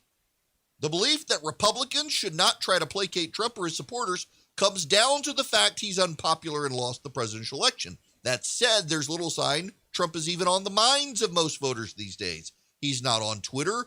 Google searches for him are down. Indeed, there's not much of a sign that the GOP's association with Trump is hurting them at this point. Take a look at the generic congressional ballot. Democrats hold a slight lead of about 3 to 4 points. Trump lost the 2020 election by 4.5 points. House Republicans lost narrowly by 3.1 points. In other words, Republicans are in no worse position than they were in 2020. In fact, they're actually polling better now on the generic ballot than they were heading into the last election by about 3 to 4 points because polls across the board underestimated Republicans. If Republicans were underperforming their baseline, you'd expect them to be doing worse than what Joe Biden's approval would suggest. Biden's approval rating among voters is just north of 10 points, which is actually more than the double the Democratic advantage on the generic ballot. Wait, hang on a second. Hang on. What this means, wait, pay attention to this. What this means is that while Donald Trump lives rent-free in the heads of Democrats and members of the media, voters aren't focused on him right now. Voters are focused on higher prices at the pump, higher prices at the grocery store, lack of gas, a stock market that is suggesting that we're in a bubble, lack of jobs, business closures. It turns out that your average, ordinary American, good old American citizen is concerned about the issues Americans tend to be concerned with. And right now, Donald Trump's not one of them. Would it not be ironic that the greatest thing to happen to Donald Trump was being banned from social media because he can't live in the minds of Americans on a daily basis when he's out of sight and out of mind? And it appears that way. In fact, let me read you a little more of what Harry Itten says. Republicans don't need a lot of things to change to win back the House or the Senate in 2022. Republicans only need their 2020 base and a little more. If Republicans detach themselves from Trump too much, they risk alienating Trump and many of his voters.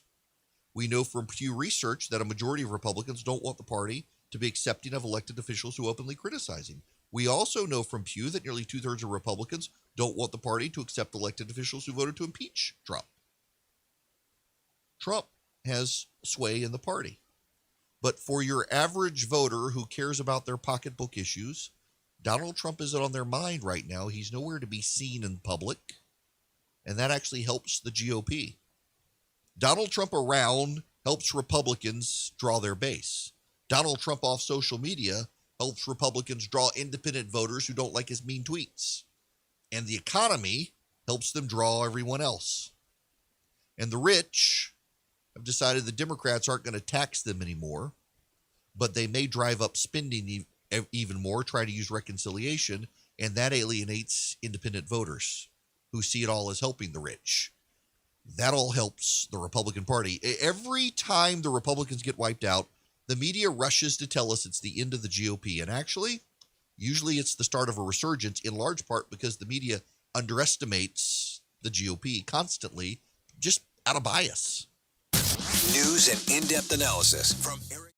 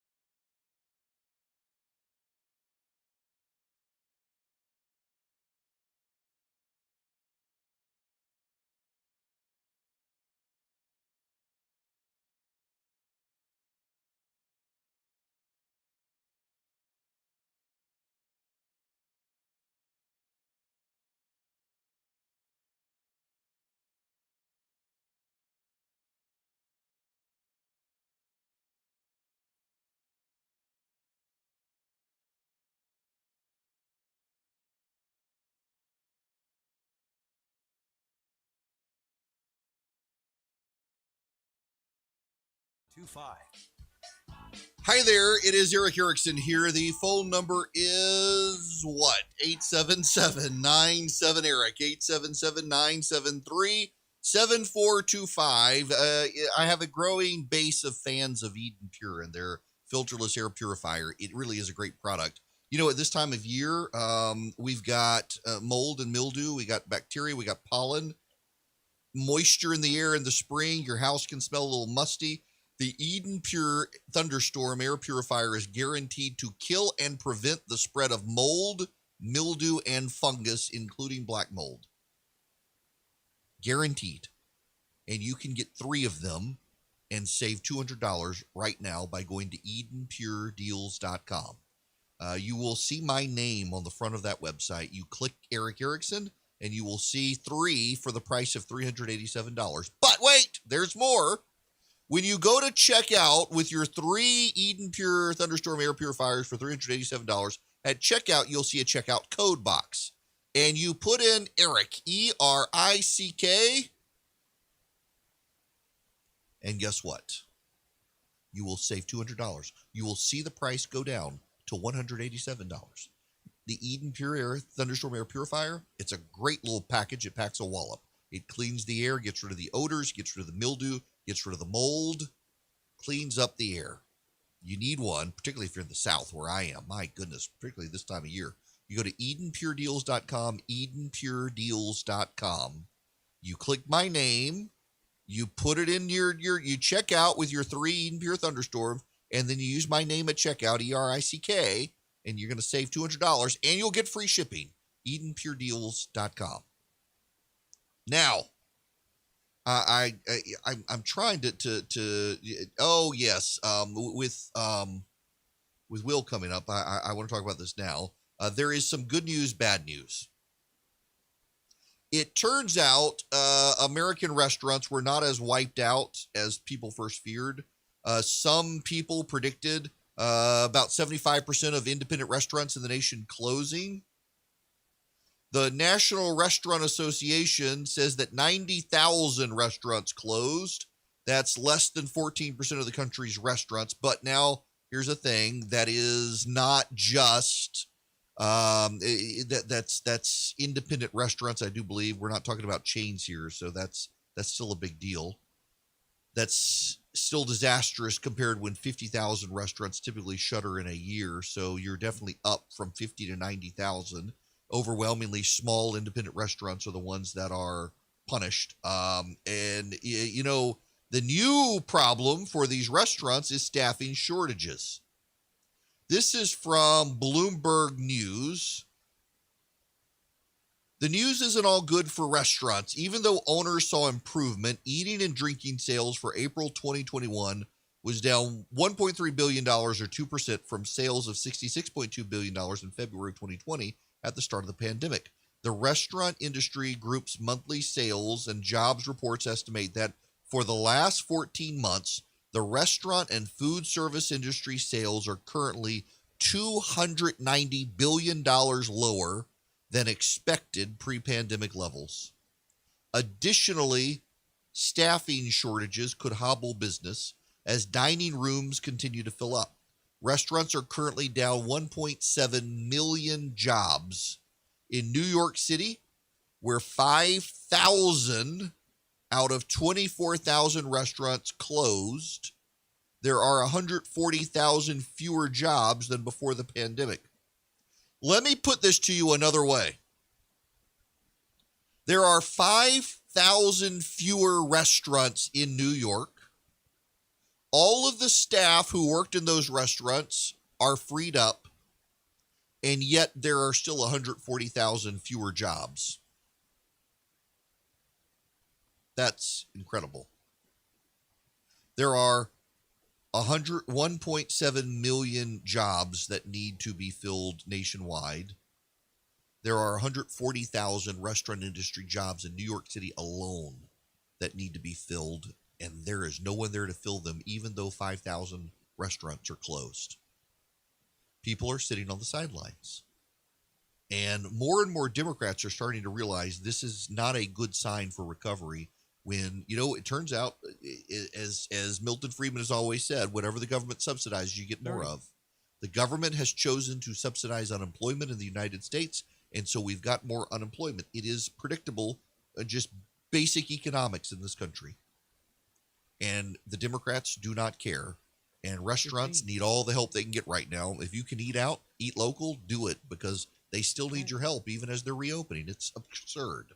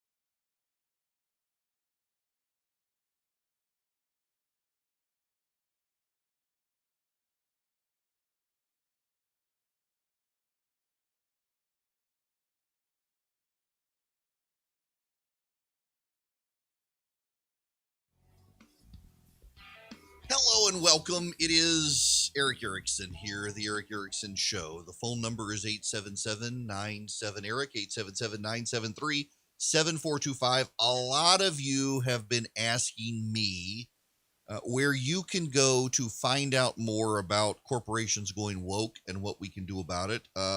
One great conservative group out there is called Consumers Research, and they are starting a campaign to educate Americans about the woke corporations. They have an ad out on American Airlines. Here it is. American Airlines, rated the worst, losing the most bags, shrinking legroom during COVID. American requires passengers to show ID to fly, but attacks Texas's popular voter ID law. Why is CEO Doug Parker trying to appease the radical left? To distract from billions in taxpayer bailouts, from his $10 million payday, from Americans' record layoffs. Doug Parker, American Airlines. Serve your customers, not woke politicians. Amen. Amen. Well, joining me to talk about that is the Executive Director of Consumers Research, Will Hild. Will, thank you very much for being with me. Thanks for having me, Eric. So I'm excited that you guys are doing this, but two, I'm curious as to what extent you guys are going to engage this, and how do you see some sort of impact being had on these companies? Certainly. Well, as you noted, this is the launch of our Consumers First initiative, which is aimed at telling big corporations with problems like American Airlines that they need to focus on solving the problems with their business model and how they treat customers rather than trying to cozy up to woke politicians. Well, I'm glad. And is there a level of consumer action here, or will it be a major? Well, first of all, let me just pause actually on that thought and say I'm unaware of any conservative groups out there or groups, regardless of politics, that are focused on this issue, willing to run ad campaigns against these companies. So I'm glad for that. Will there be any sort of activist component to that? Well, this is phase one of the initiative. We're launching a 7-figure advertising campaign that includes TV, radio, out of home like billboards and even banners in airport terminals to tell these CEOs like Doug Parker that they need to focus on solving the problems with their flailing businesses rather than trying to, cozy up to radical left-wing politicians. So this is phase one, and this is going to be continued until we see a change in the way they're treating their customers. Well, let me pay attention to one more ad here. This one that you guys are launching on Coca-Cola, near and dear to those of us who are here in Georgia. Coca-Cola is getting political, attacking Georgia's popular voting law. Why? To distract from years of dismal sales, terrible 2020 results, reports suspecting they benefited from forced labor in China. Coca-Cola products are poisoning America's youth and worsening the obesity epidemic. So the company tried funding phony science to minimize the harms, but they got busted. James Quincy, Coca-Cola. Stop poisoning our children. Serve your customers, not woke politicians. Wow. Yeah, you guys aren't like leaving things on the table. You're really punching them here. I kind of like that. Well, as the nation's oldest consumer protection organization, we have a 91-year pedigree in standing up for consumer interests. And what we see from these companies is that, again, I'll use American Airlines. They were rated the worst airline by Wall Street Journal. They lose the most bags. We were able to they confirmed to us that they decreased legroom during the COVID pandemic at the same time that they're getting a multi-billion-dollar taxpayer-funded bailout. And then their CEO the same year takes an 8-figure paycheck. And so our point is this. Stop using cozying up to woke politicians to distract from all the problems with your company. Figure out how to get your company profitable and focus on serving the consumer so it's not such a miserable experience to fly your airline. Okay, we need to just put a little spotlight on this because this is new to me. So you're saying that in the middle of this COVID situation, as American is getting money from the government, bailing them out, they're reducing legroom even further on American Airlines, making flights even more uncomfortable for people. That's right. We reached out to their media inquiries department and asked them if they had been reducing legroom during the COVID pandemic. And they confirmed for us that during the last year, they have continued to shorten the amount of legroom in their flights. What a look! I've never liked American Airlines to begin with. This makes me hate them even more. I mean, what a garbage company. Okay, now, all right. Let's. So you've got your first ones are Coke, American Airlines, and Nike. Where do you head from here with this? Well, like I said, this is phase one of the project, and we're focused on all steam ahead on that. But I'd be happy to come back during phase two, and we can discuss it again. Okay, now let's spend a little more time on your guys' organization, Consumers Research. It's been around since 1929. What else do y'all do? We serve the consumer voice in a number of different areas, whether it's helping inform them of developments in the regulatory environment or the legal environment. We also point out problems with companies and the way they're treating their consumers, just like American Airlines and Nike and Coca-Cola today. Now, I don't want to put you on the spot here, and I know you weren't coming on here to talk about this, but more and more, one of the big issues now is the privacy issue. I don't know if you've seen the New York Times, for example, has a big report on Apple and China and privacy issues there, but it does seem like a lot of these major woke companies are also the biggest invaders of our privacy in the country. And God knows what they want to use with all of the information they're collecting on us as they move further and further left. Well, I do find it interesting. I understand what you're saying about privacy. One piece of information that they don't seem to be able to collect is to be able to confirm that they're not inadvertently using forced labor in China. I mean, that's been a problem that Nike's had. And in fact, it appears that when Congress was going to act on the issue to try and ban any product from coming into the United States that may have been, built with forced labor in China, they lobbied Congress to amend the bill. So, these are issues they have. They're exploiting foreign labor. They won't confirm that it's not forced, and yet they want to engage in woke politics here to distract from them. Well, and I was going to ask you that as the next question. Why are they engaging in wokeism? And it does seem like part of your argument is this is in large part a distraction from all their bad business behaviors. Exactly. All of these companies have problems. They are serving customers more and more poorly. There's health issues with their products. There's forced labor issues with their products, and they don't want to talk about that. So what they do is they go out and take positions to appease radical left-wing politicians, woke politicians, in order to distract from all that. Well, listen, I'm glad you guys are holding them accountable. Where can people find out more information on you guys and what y'all are doing? Absolutely. They can find out more about us in the campaign at consumersresearch.org. Consumersresearch.org. Will, listen, when y'all get into phase two here, please let us know. I would love to have you back on to talk more about this. I'm so glad y'all are doing this, and I love the ads. It's nice to see conservatives actually standing up. Absolutely. Thanks for having me. Thank you very much. Will, thank you. Will Hild, consumerresearch.org is the website. Consumers, plural, consumersresearch.org is the organization. And, I mentioned the Apple story, and it's actually a pretty damning story in the New York Times. The headline, Censorship, Surveillance, and Profits, a hard bargain for Apple in China. It's beholden to the Chinese Communist government. Now, I will tell you this. Apple has a tough row to hoe when it comes to China, as does every other company that does business in China. I do think it's interesting Facebook refused to do business in China. They tried to do business in China. They could not figure out a way to do business in China and protect their data and that of users at Facebook, so they wound up not doing business in China. Apple does business in China, and let me read you this from the New York Times.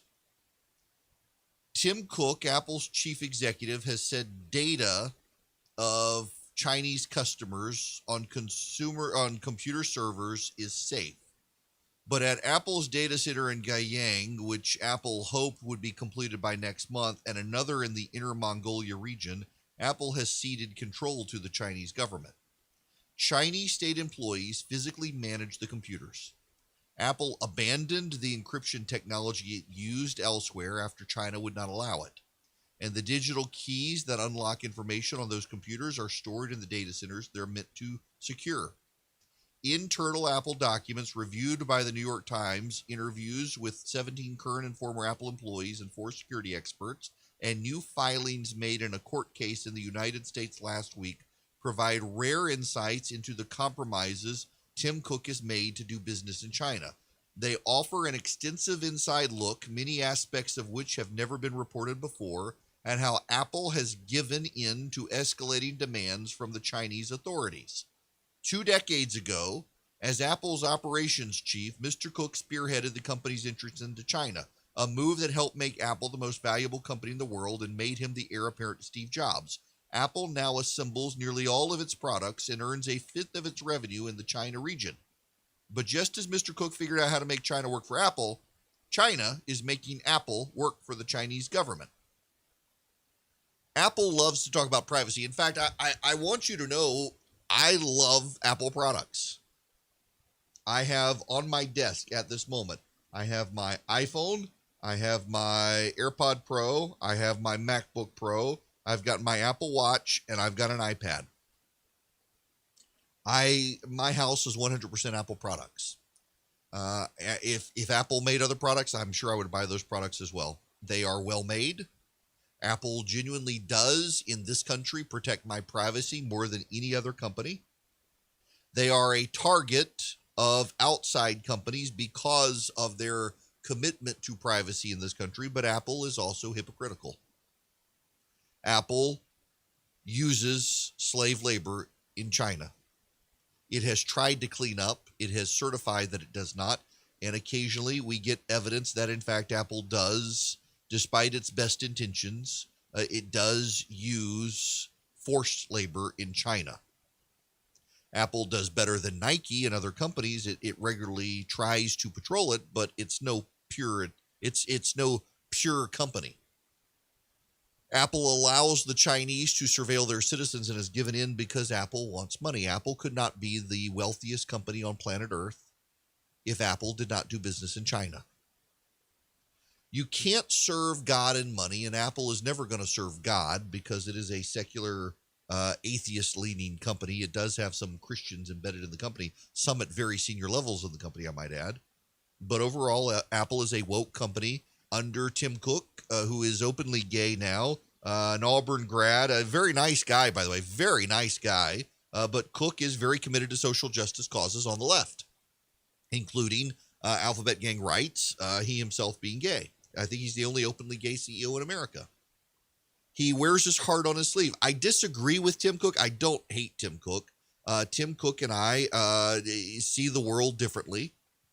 But he is probably, by all accounts, from multiple people. I've never met Tim Cook. We've traded emails before. But I know multiple people who know him who say he genuinely is what you see is what you get. He is an affable, very nice person, very committed to Apple, who still has his Southern roots and does understand cultural issues within the South, even as he disagrees.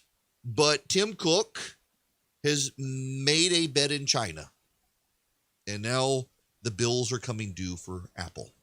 And it is forced to allow China more and more incursions into its company.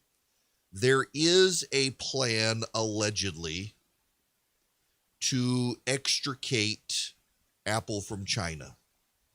They would like to build elsewhere.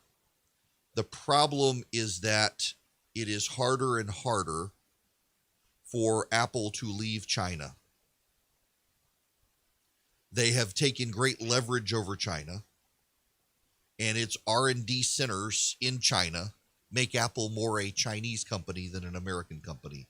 It cannot share its American values in China and is increasingly allowing the Chinese to take over parts of Apple's control in China.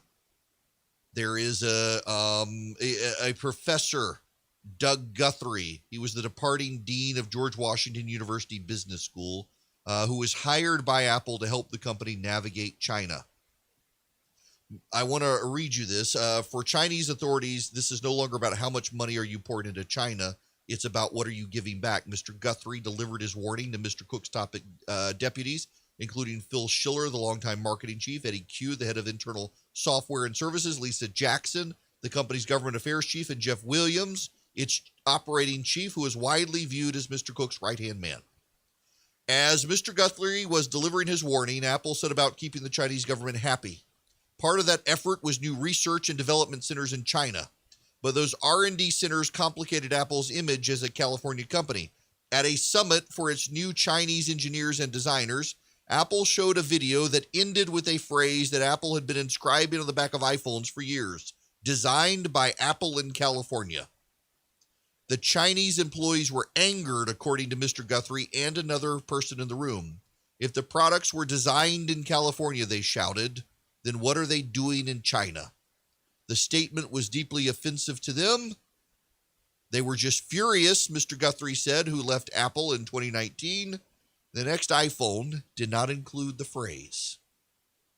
Tells you all you need to know about Apple's problems in China. National connections, local focus. Erick.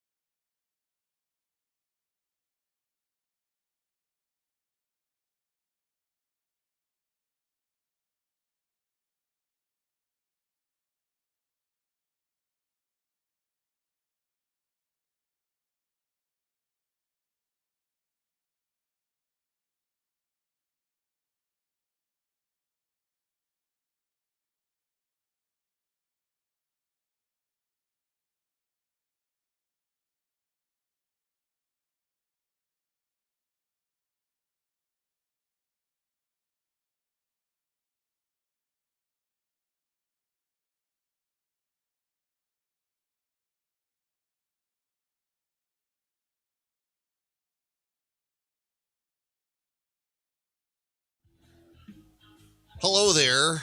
It is Erick Erickson here. Y'all, speaking of China, this I actually do find this kind of funny. A Chinese safari park is sincerely sorry for not telling the public. Escaped leopards were on the loose. This is from Sky News. A safari park in eastern China is facing criticism from concealing the escape of 3 of its leopards a week ago.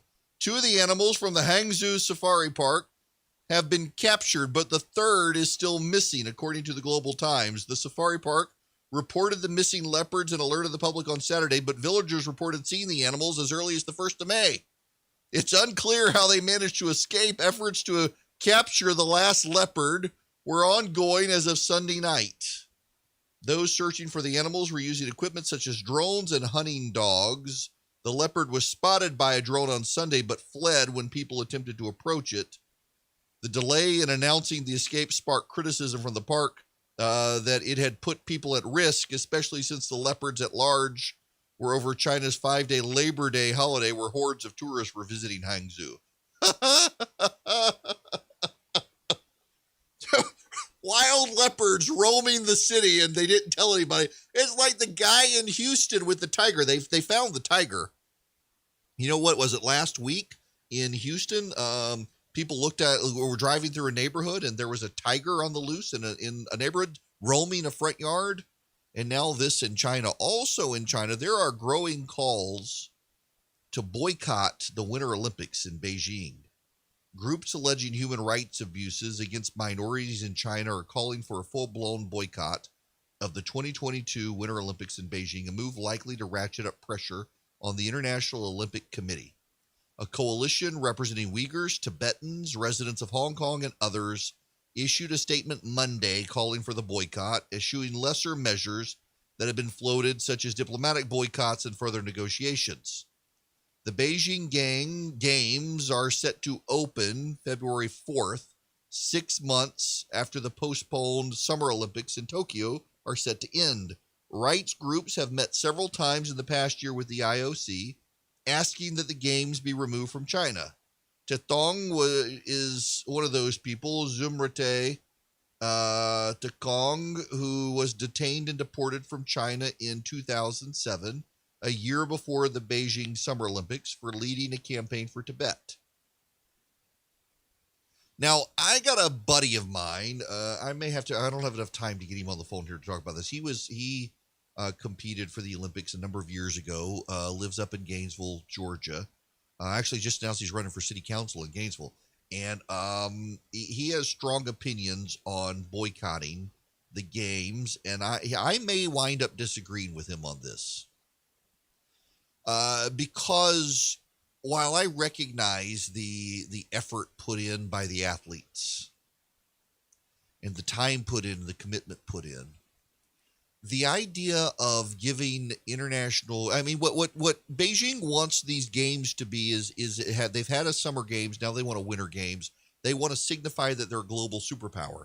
They've built their superpower status on forced labor and concentration camps. And I'm not sure that we need to give them the international credibility. If anything, I think a boycott forces even more exposure onto the human rights abuses of China. I mean, if NBC News goes over and covers the Winter Olympics, NBC News is not going to cover Uyghur persecution. They're just not going to do it. They'll get thrown out of the country. NBC News is not exactly a morally credible organization these days. They're covering for Hamas in Israel. So it's not like they would stand up to the Chinese. It's not like they would cover it. But I'm interested where some of these groups are in this country. Where are the NBA players? They speak out about social injustice in this country. Why aren't they speaking out? Where's Black Lives Matters on this organization, on this potential boycott? The organizer here at Tetong, who was thrown out of China, suggested coalition members should lobby the International Olympic Committee's top 15 sponsors. NBC News, which generates 40% of all IOC revenue, sports federations, civil society groups. NBC News generates 40% of the IOC revenue. Why aren't they standing up and saying something? Why is it Comcast taking action? It does